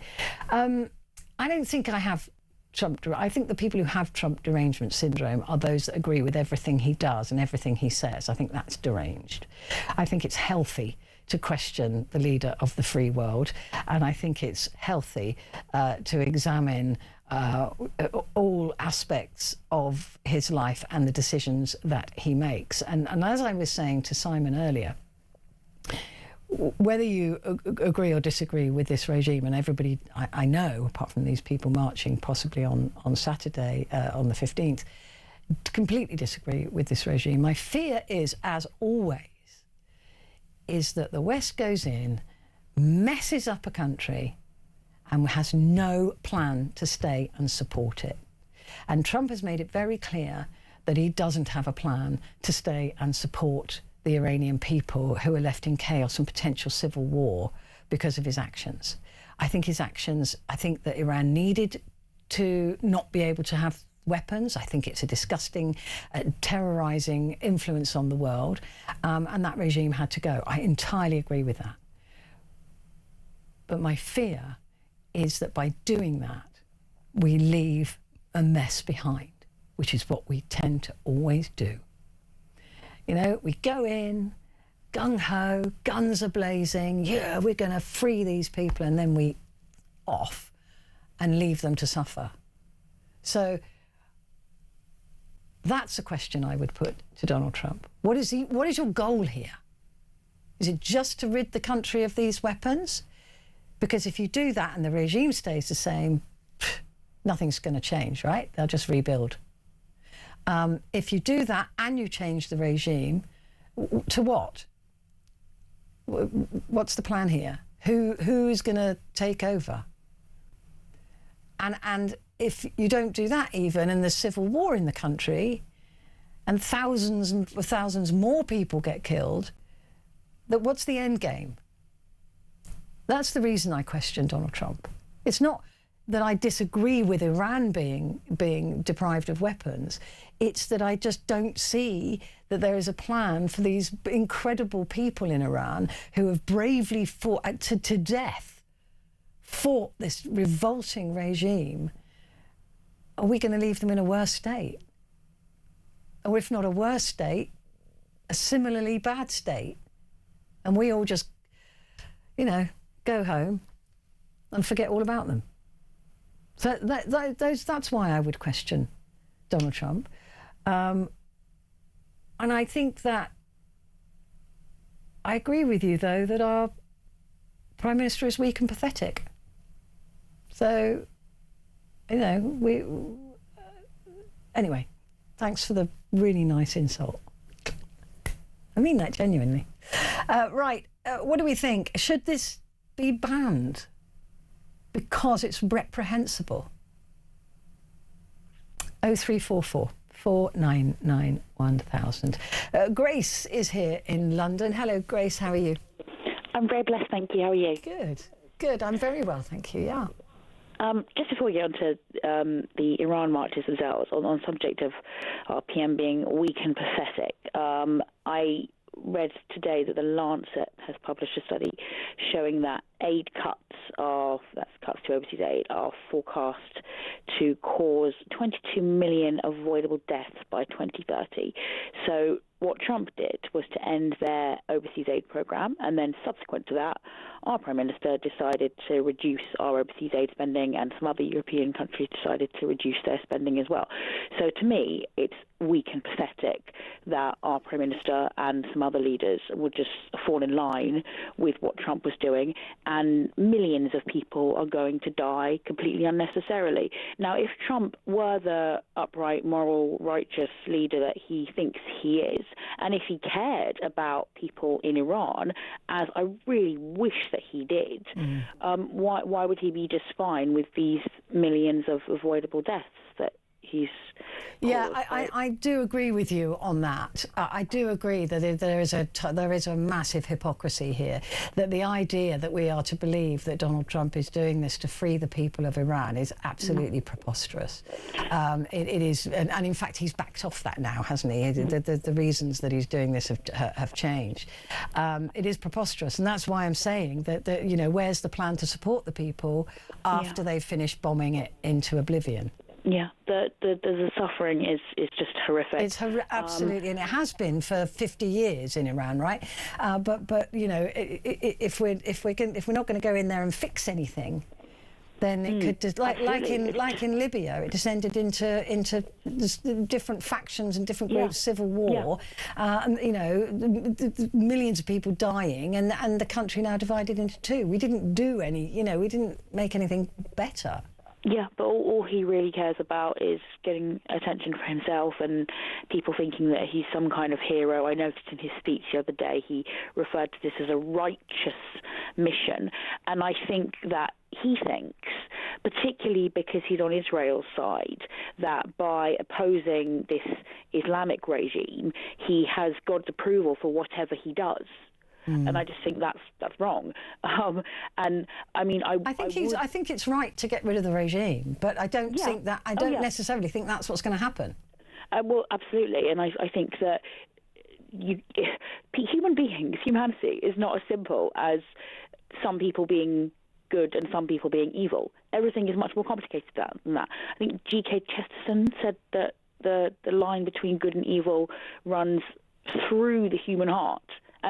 Instead of, you know, some people being bad and some people being good, actually we're all a mixture of bad and good. But Trump wants to look at things in this kind of binary way and think that he's on the good side. And part of the reason I think he keeps going on about Muslim migration into Europe is so that he can say to his voters, well, I am on the side of Christianity, and I am opposing this force which is taking over the rest of the Anglosphere. You know, we're much better here in America. And I see Americans joking about this all the time online, how we're being taken over by Islam, and it makes them feel very good about themselves.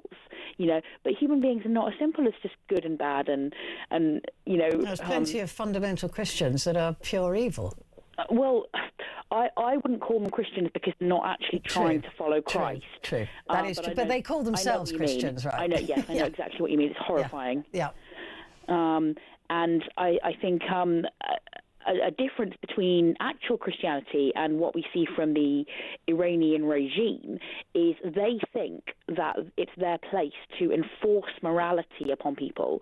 And, you know, the morality police killed this woman a few years ago, and that sparked protest. Which is actually counter to the Quran. Right? It doesn't. That is cultural as opposed to religious. I mean, I've not studied the Quran in enough detail to say one way or the other. I haven't, but I've interviewed a lot of clerics and a lot of...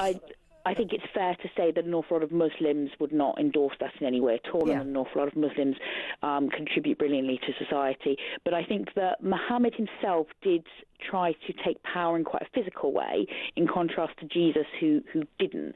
And instead of the idea that you can enforce morality upon people, whether that's supported by the Quran or not, contrastingly, and in contrast to what Trump might think, actually Jesus tells each person that they need to personally decide whether they're going to repent and follow God. So you can't force people to behave as you want them to behave. You can't make people moral by decree or by police going around attacking people. It's up to each person to decide. And yes, because if it isn't in your heart, then it's not real, right? Well, you can't be beaten into accepting it, because that wouldn't be then in your heart. Yeah, exactly. And part of the reason that we have kind of free speech in our society is that we've got this history of believing that it's a person's decision as to whether they're going to, choose to behave one way or another, whether they're going to choose to turn to God or not. It's a person's decision, and you cannot actually improve society ultimately by trying to enforce morality. I hate even using that word, because whether or not you're wearing a headscarf has nothing to do with morality upon people. So the IRGC's kind of ideology does entirely contradict what we believe here about free speech. But my primary reason for banning these marches out, actually, without wanting to get all philosophical about it in the way I've just been trying to do, would actually just be that people don't have the right, I don't think, to take up a massive part of the centre of a city. I think we've got protests of all kinds constantly blocking up the roads. Oh, every weekend, isn't it? It's also, but should it be banned? That's the. I mean, there is a timing issue for this year, and my feeling would be, whilst there is a war going on and British, people are at risk of being killed by Iran, that perhaps this isn't the year to have a march that is pro the regime. I'd come back to the fact that the space we have is to be shared by all of the people. And so if some people are going to march and block other people's passage through the centre of the city, I just don't think that's reasonable, and therefore But then you'd ban all marches then, because London is the place where they come, because this is the seat of power. I would actually, this is a whole other subject really, but I would massively reduce the number of marches that are allowed to go ahead, on the basis that they're unfair on everyone else. I mean, yeah, they are a pain, but we happen to choose to live in the capital city, which is where the seat of Parliament is, which is why people protest here. So, I mean, my biggest concern is that banning something can just make it more appealing to people. Because we're so instinctively defiant as human beings. Well, my concern is that we ban this because we don't agree with it, and then suddenly you want to march for some reason, and that's banned because somebody else doesn't agree with it. I think. And you can say, yes, but I'm righteous and I'm right, and this is the right thing to march about, and they'll go, well, we thought ours was too. So that's my concern. I want to make a distinction on the basis of whether you're supporting a movement that actively kills lots of people. Most people who are marching are not marching to support a movement that actively kills lots of people. So maybe you could make some kind of dividing line on that basis. Well, the law makes that dividing line. The law will say that if there's any signage there that says, death to Jews, that would be a criminal act. Then they will be arrested.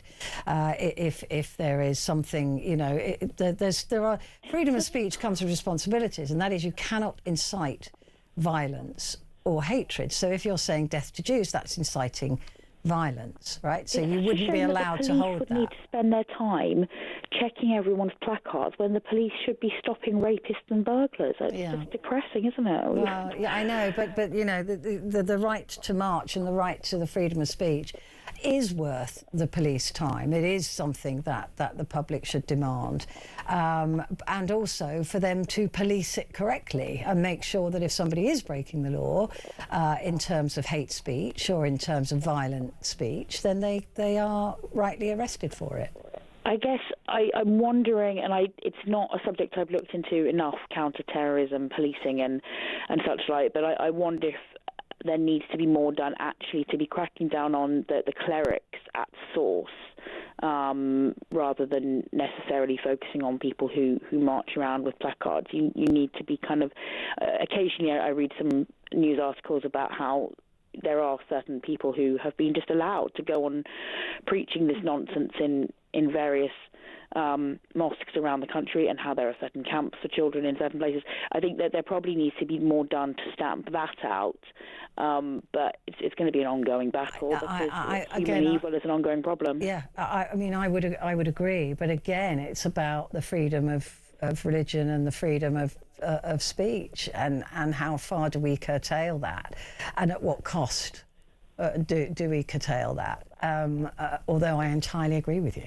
I mean, that's the thing. I battle with myself on this. I guess, again, like I said, I'd say that the dividing line can be about willing the deaths of other people in the way that some of these inciting violence and hatred. Yeah, I mean, you could allow them to say some other things that you might disagree with, but when they're saying that people should be killed for being Jewish or anything else, then that should be a point at which these people are locked up and deplatformed, and it seems that hasn't been happening enough. Well, that is the law. It's the police have just not been following through with it, and particularly with some marches as opposed to other marches. They don't seem to want to get involved, maybe for fear of looking racist or for fear of looking whatever. But the law is the law, and it applies to all of us equally.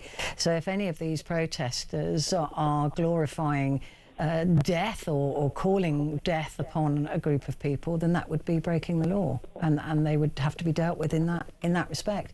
Grace, great to talk to you. Thank you very much indeed. Mark has said, let's let them keep killing all their citizens, Petrie. I wasn't for a moment suggesting that be the case. If you were listening, Mark, you would have heard quite clearly me saying that this regime is absolutely one of the most disgusting in the world. You've been indoctrinated at university, it's obvious to see. Is it? Islam is the disease that threatens the West and it must be eradicated. Bad news to you though, Mark, I didn't go to university. Back in a sec.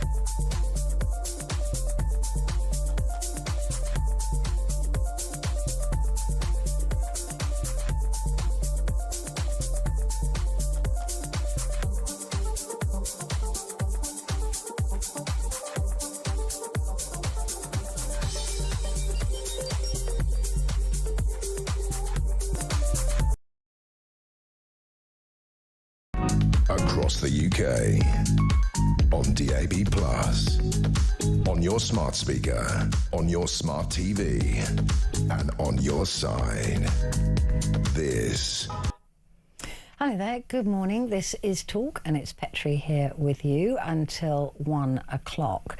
And I'm asking whether these marches, or this march that is planned for March 15th, should be banned, maybe on this occasion. This is a march, the Al-Quds protest held in London during Ramadan, forms part of an international day of demonstrations established in 1979 by Ayatollah Khomeini, intended to mobilise opposition to Israel and support Palestinians. Although what we see at these marches is support for terror groups. I mean, there's just no other way about it. If you the sign saying we're all Hezbollah, you know, Hezbollah, it is anything that incites violence or supports terrorism, again, shouldn't be allowed. But the march itself, you know, supporting Gaza, supporting Palestinians, they're people too. They need, you know, what's happened to them has been atrocious. All those innocent people again that have been slaughtered. But do we allow the march to go on that has the potential to glorify the Ayatollah and the Iranian regime, when we know that the Iranian regime has been one of the most disgusting on the planet? I mean, it's not the only disgusting one. I point to North Korea as well. You know, a regime that just literally couldn't care less about its civilians, it would seem, and to such a degree that it's prepared to kill about 40,000 of them during the recent uprising. So there's no doubt about it, this regime had to end, but it hasn't. I just want to make that clear at this point right now. It hasn't ended. It may well fall, but what takes over and what happens to the country afterwards, and that's always my concern, is the innocent civilians. But if this is seen as a hate march, if this is seen as a hate march against the West, does that cross a line? I mean, the legal line that is crossed is an incitement to hatred and violence. You can say that you hate British people. What you can't say is kill British people, right? That's where the line is drawn. You can say you hate migrants and you hate them being in hotels. You can say that. That is freedom of speech. You'll never get into trouble for that. What you can't say is let's burn those hotels with those migrants in them, because that is inciting violence. That's asking people to join you in violence against a particular group of people. So there is freedom of speech, but that freedom of speech is rightly limited to calling action against people, a certain people or person. So you can't do that. So if anybody does that at this march, they should be arrested, but I'm not sure they will be. We've seen before the double standards in policing on some occasions, particularly with this type of march. So I would hope that the policing of this, if it does go ahead, was as it should be. I don't trust it, but I would hope that the Home Secretary would speak to the police and say, your duty is to arrest people who call for death to the West or death to, you know, they've got to go, right? They've got to be arrested and they've got to be charged. I would hope that would be the case. But just going there and saying you hate the West, it's not a crime. But on this occasion, with what's going on in the world at the moment, should this be cancelled this year? I find it reprehensible. I wouldn't support it. I wouldn't join it. But do I want to see it banned? Ooh, it is, as Andy's just popped up here saying, banning freedom of speech is the start of a very slippery slope. And that's Andy in North Wales, because then you've got somebody who's deciding what you can and can't say. And at the moment, like I said, the caveat is just don't incite violence or hatred. You can say anything you like. I can say anything I like, on this, even on this radio show, as long as I'm not breaking the law. But I can't incite violence. That is crossing the line and is criminal. So even if I did hate a particular group of people, I couldn't sit here and go, oh, I hate them. I hate those people. Next time you see one, punch one in the face. That would be breaking the law. So the line is quite clearly there. And just because somebody says something reprehensible that we hate, should we stop them from saying it? I suppose that's always been the question, hasn't it? John is in West Lothian. Hello, John. Good morning. Good morning. Where are you on this? It's quite tricky, isn't it? Yes, it is. I'm normally against banning anything. I think people should be allowed to say and demonstrate in a civilised, peaceful way. Yeah. I just think at this time, with what's going on, that it will not be like that. I am really concerned that the people that actually came from Iran because of what has gone on over the last 47 years, and the way in which the regime has killed so many people, that people will be worked up about it. That it could lead to civil disturbance, which and I'm concerned about the way in which the police have dealt with a number of these things in the past. Me too. That I don't think that people's safety can be guaranteed if this is allowed to go ahead. I do agree with you, and I think that a lot of people would tend to see this killing of the Ayatollah as anti-Muslim, as opposed to anti the Iranian regime.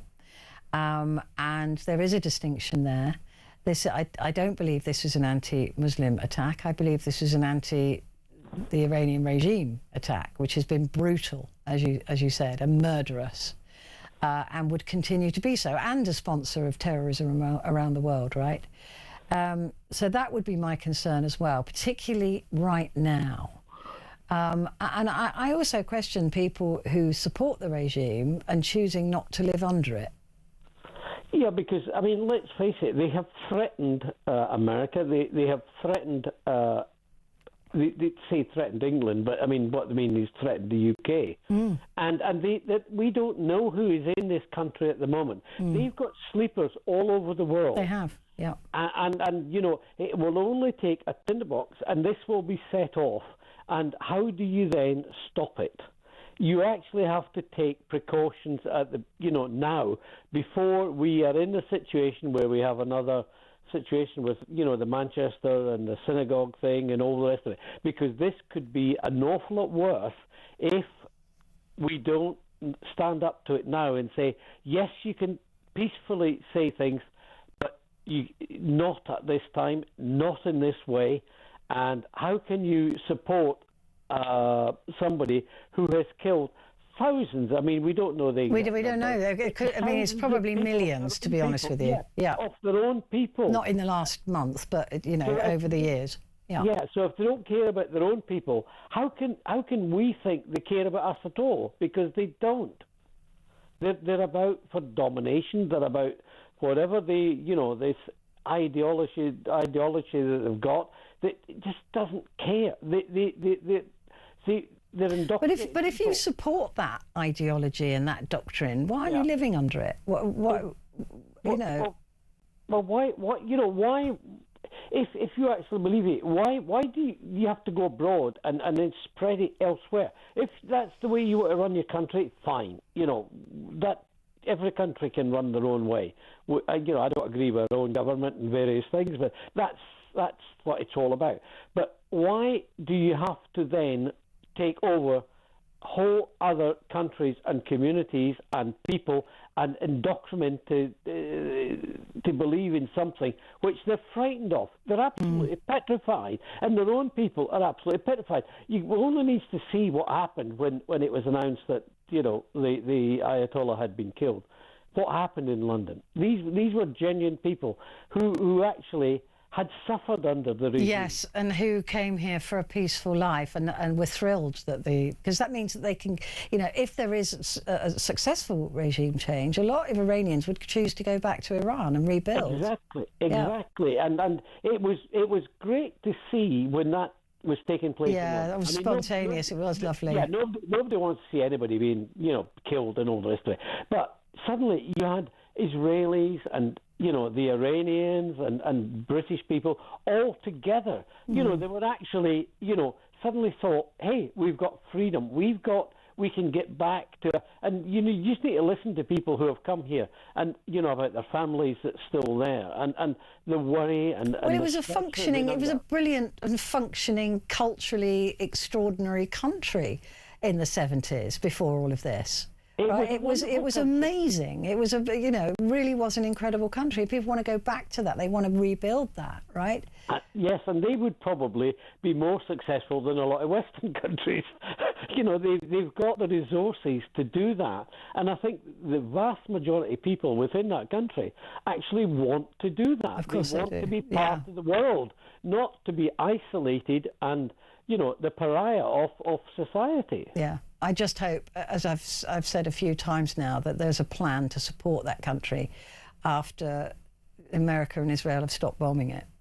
Yeah, I agree. And I don't think, though, that we can just assume that there will not be some plan just because of what's happened in Iraq and Afghanistan and so on. I tend to look at history and go, yes, well, I know you do. Yeah. I tend to look at it and go, well, when have we ever done that? Yeah, and I know you're not a great fan of the American president, and there's lots. I don't think he likes me either, to be honest. Well, I don't think he would probably like me most of the time, but here we've got somebody who's, whether we agree with all of his motives, he's doing something that will actually benefit the world. Because if these people, these fanatics, had got nuclear weapons and increased the other, weapons that they're trying to develop, we would be at total risk with them. And he has said that enough is enough, and I will defend the West. Not just America, but we will defend the West. And, for that, I will give him some support and hope that there is a plan there, because I think he's got people around him, some of them, not all of them, who actually believe in that style. Well, we'll wait and see if it actually achieves any regime change to begin with, which it hasn't done thus far, and wait and see if there is support for the people to take their country back. And if that is the case, I will thank Donald Trump personally. Oh, well, I'm sure he'll be thrilled. He'll be absolutely thrilled by that.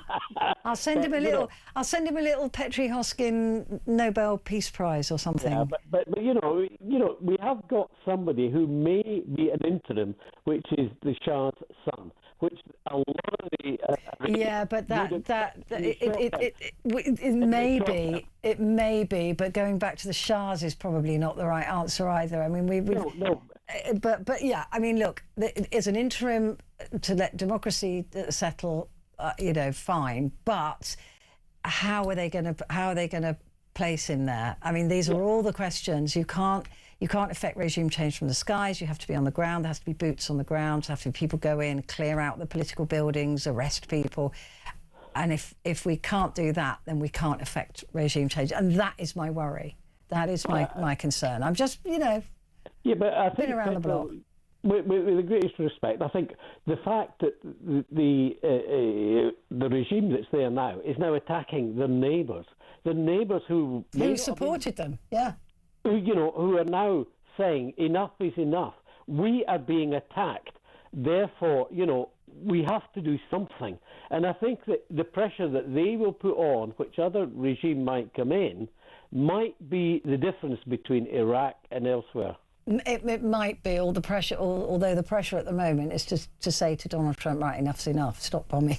So we'll wait and see. Look, all I know is the Middle East is an absolute, oh God, the words I wanted to use, is an absolute mess, and it always has been, and it's like a nest of, I don't know what's going on there, nobody does.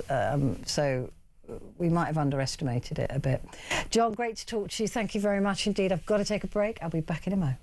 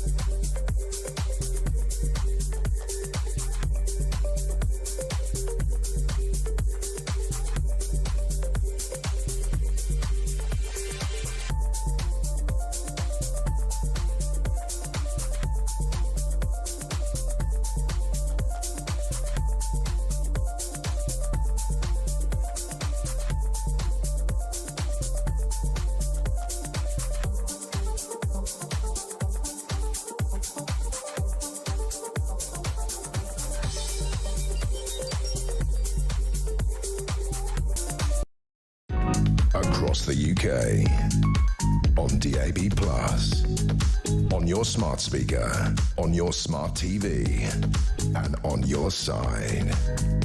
This is Talk. Hello there, Anna. Good morning to you. This is Talk, and it is Petrie, and this is Talk Back. And we are talking about the London March linked to the Iranian regime that is taking place on March the 15th here in London. I said London, didn't I? Anyway, that's going to be happening here, and a lot of people are calling for it to be banned because of fears of inflaming tensions and providing a platform for extremism. It's the Al-Quds protest held in London during Ramadan and forms part of an international day of demonstrations established in 1979 by Ayatollah Khomeini, intended to mobilise opposition to Israel and support Palestinians. But we know that it turns into something else. So should they be banned, given what's going on in the world at the moment? Sammy said, "Hi Petrie, sorry, I've been away for a week." God, you're not allowed to go away for a week and take me with you. It's called radio. Anyway, does freedom of speech exist anymore realistically? I'm not sure it does. And if it doesn't exist for one person, it can't exist for any person. And I think that's a very smart thing to say, actually, that if it doesn't exist for hateful people, it doesn't exist for non-hateful people, because it's freedom of saying what you want, providing you don't incite violence or hatred. And then Sammy says, would we be able to protest against Starmer in Iran? I think we probably would. You'd definitely be allowed to protest against Donald Trump. I'm sure that there's, they're burning American flags and shouting death to America, which wouldn't be allowed in this country, but is probably allowed in Iran. They wouldn't even know who Keir Starmer was. They'd be like, who? Who? Why are you protesting? Well, who is he? Same question we ask ourselves in this country quite often. Gary says, yes, pro-Iran marches should be banned. I'm surprised at you, Gary. I mean, it's interesting, and I like your reasons for it. He says, since the 1979 Islamic Revolution, Iran has been the world's leading state sponsor of terrorism as its main tool to build, arm, train and fund Islamist proxy networks, including Al-Qaeda, Hezbollah, Hamas, Palestinian Islamic Jihad and the Houthis. There should be no place in the UK for these protests for terrorists, and that's scary in Glasgow. I know, and my heart tells me you're absolutely right, that there absolutely is no place for that in this country. But it is in this country, and we'd be better getting rid of it than trying to ban people on the street. I don't know whether banning would send it underground. I don't know. I mean, my heart tells me you're absolutely right, but my head says that freedom of speech is freedom of speech. And as long as you don't cross the line, whatever you say, as reprehensible and disgusting as we might think it is, there is a right to say it. And there's so many things I completely disagree with. The marches that happen in this country, I wholeheartedly and vehemently and passionately disagree with, but I do agree with their right to say it, because if I take their right to say what they want to say away from them, then it's only a short step to take my right to say what I want to say away from me. And that concerns me, particularly as a talk show host. Anyway, Frank is in London. Good morning, Frank. Good morning, Petrie. I mean, I find this whole sort of, it seems to me we are on this media blitz. Look, no one is saying that Khomeini, the Iranian leadership was sort of a decent or moral man. Any more than you could say about the Taliban, right? The same. Yes, yes. And any more I can say about Netanyahu, the wanted war criminal. A man, let's not forget that he is wanted for committing war crimes during, by the International Court. And so the way I see it is, it seems we're on this media blitz to vilify and to castigate and condemn people we don't deem allies of the United States, especially. Look, he launched to go into a sovereign country and kill their supreme leader, regardless of what you think that person stands for. Look, there are many people in this world who think America stands for trouble and they are immoral and they are terrible and all whatnot. But I would not want any country to go into America and kill their president. It's unacceptable, and it's about time we stop sort of this whole thing about they are the worst people and we are the good people. America is in no fit state to condemn anyone as being the worst people or the worst leadership. Look, in 2003, I went on the streets of London, and we were against the attacks and the war in Iraq. Our government turned a blind eye to everything we said. They concocted falsehoods. They lied to the public. Yeah, I mean, it was a million people on that on one of those marches. I was part of that. Yeah. And you know something? Afterwards, the truth came out. We found out it was all based on lies. It was all lies. And no one has been held accountable. Mm-hmm. And so, I mean, as much as I'm no fan of the Ayatollahs and all whatnot, my fellow Brits, including myself, we've gotten to a stage where we do not want to be a part of this murderous circus, namely Donald Trump and Netanyahu. If they want to fight their wars, let them fight it themselves. But we should remove ourselves from it, because I enjoy the fact that I can travel on the underground, I can go on the buses without a fear of any retaliations from any terrorist groups. If we were to get involved in these wars, we are compromising our safeties. For what? Just to please Netanyahu? Absolutely not. I mean, Israel's problems is not our problems. It's a sovereign nation. It should fight its own wars. I mean, it would be the same as you know, going in and trying to take Kim Jong-un, right, in North Korea. Again, a reprehensible regime, Exactly. certainly not democratic in any way, killing his own people, and already has nuclear weapons. So, you know, I mean, there is a hypocrisy. I can see that very clearly. I mean, the Iranian regime has to fall because it is so disgusting, but there are other regimes that should fall as well for being equally disgusting. And who decides which regimes stand or which regimes fall? Absolutely. And so I'm with you on that completely. Oh, yes. And what I find very depressing is we have an American president who basically curtails and seems to, I mean, side with Mr. Putin at any given chance. Yeah. Yeah, I agree with that as well. I agree with that as well. He's definitely supported Putin through this. Exactly. I mean, and you think to yourself, I cannot believe that we have a man who has waged an illegal war on a sovereign country called Ukraine in Europe, and we still kowtow and we still bend backwards to appease him. But then they expect the British public and the American public to side with him on a war. And what makes people very angry, Petrie, is that they know for a fact that Iran was not, yeah, it wasn't 2 weeks away from nuclear weapons, but it had to be stopped from getting them. But I'm just really nervous about the outcome of all of this, particularly for the Iranian people, who I admire greatly. Frank, great call. Thank you very much indeed. I've got to take a break. Back in a sec.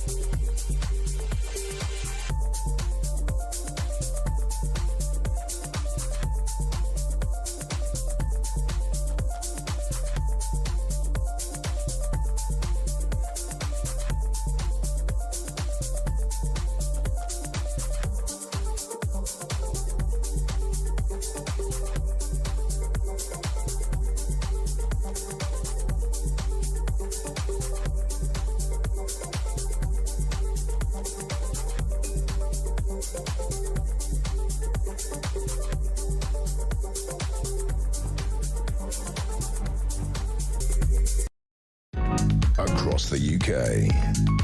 On DAB+, on your smart speaker, on your smart TV, and on your side. This is Talk. Hello there, this is Talk and it's Petrie, and this is Talk back until the top of the hour. Labour MPs and peers have called for an annual march linked to the Iranian regime to be banned, warning that it risks inflaming tensions and providing a platform for extremism. David Taylor was amongst the Labour MPs who called for a ban. He said, "We cannot allow hundreds of supporters of Iran's hardline regime to march through London calling for strikes on Israel and death to the West." The march is organised by a charity with a history of support for the Ayatollahs and Islamist terrorism. We have seen open support for terrorist organisations at these demonstrations. These are people who hate Britain. Why should we be okay with them marching on our streets? I mean, I think that anybody who says they hate Britain should be bought a one-way ticket, really. You know, and asked why, if they love this regime so much, they don't go and live under it. I've never understood that. If I didn't like it here, I'd leave, right? Anyway. A message here from Alex says, "Allow marches for pro-Iranian regime, which have tried to attack our country over 20 times, foiled by MI6.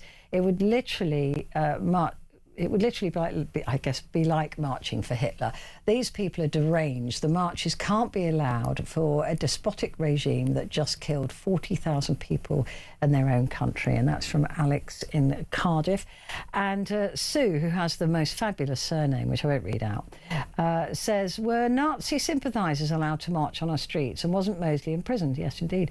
"Islamists are our enemy and have already plotted 20 or more terror attacks, which have thankfully been foiled. This is not about free speech. It is antagonism and intimidation." That's from Sue. No, they weren't allowed to. They weren't allowed to during the Second World War. The brown shirts were rounded up, and Mosley was imprisoned.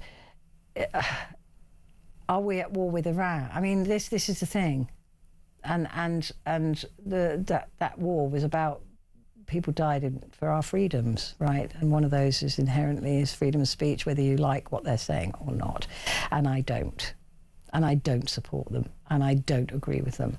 But I don't want a world where just because we don't like what somebody's saying, they can't say it. Because that is the Iranian regime, right? That is what we're fighting against at the moment. To ban it, to stop it. Although maybe there's an argument to do it this year. Kevin is in Basingstoke. Good morning, Kevin. How are you? Kevin? Oi, Kev. Morning. I'm fine, thanks. Kev, where are you? Right, there you are. Hello. Yeah, can you hear me? Yeah, I can hear you now. How are you? All right. Can you hear me? Yeah, I've got you now. Have you got me? Oh, hi. Yeah. Yeah, I'm good, thanks. Good. What do you think of this? Yeah, you okay? Yeah, I'm great, thank you, yeah. Is everything all right? Yeah, it's brilliant. Well, the thing is, yeah, I think people should be able to... I think people should be able to protest. As long as they're not doing anything illegal, they should be able to protest. Because there's... I mean, you look at a lot of protests, people are against lots of sort of protests, aren't they? I mean... It's Just Stop Oil.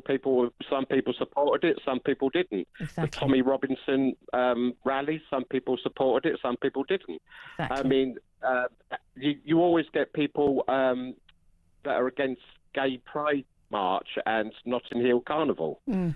So people will, as long as people aren't doing anything illegal, I think it should be allowed. An interesting point there about, you know, there are lots of things that I would inherently and do inherently disagree with, right? Against my own moral judgments, against my own, you know, beliefs, you know, all of those things. But I don't have to look at it. I don't have to listen to it, but it has to be allowed to be said. That is where I stand. Although, Kevin, do you think it's different this year, given that there are British lives at risk? I think we've got a problem with Kevin's phone. Well, don't they always come up with some sort of excuse like that for everything? Oh, Yeah. Again, a good point, and I fear that it. Can you hear me now? No, it's a very bad line. You keep cutting in and out, but I got the gist of it. You're saying that you know there's always going to be an excuse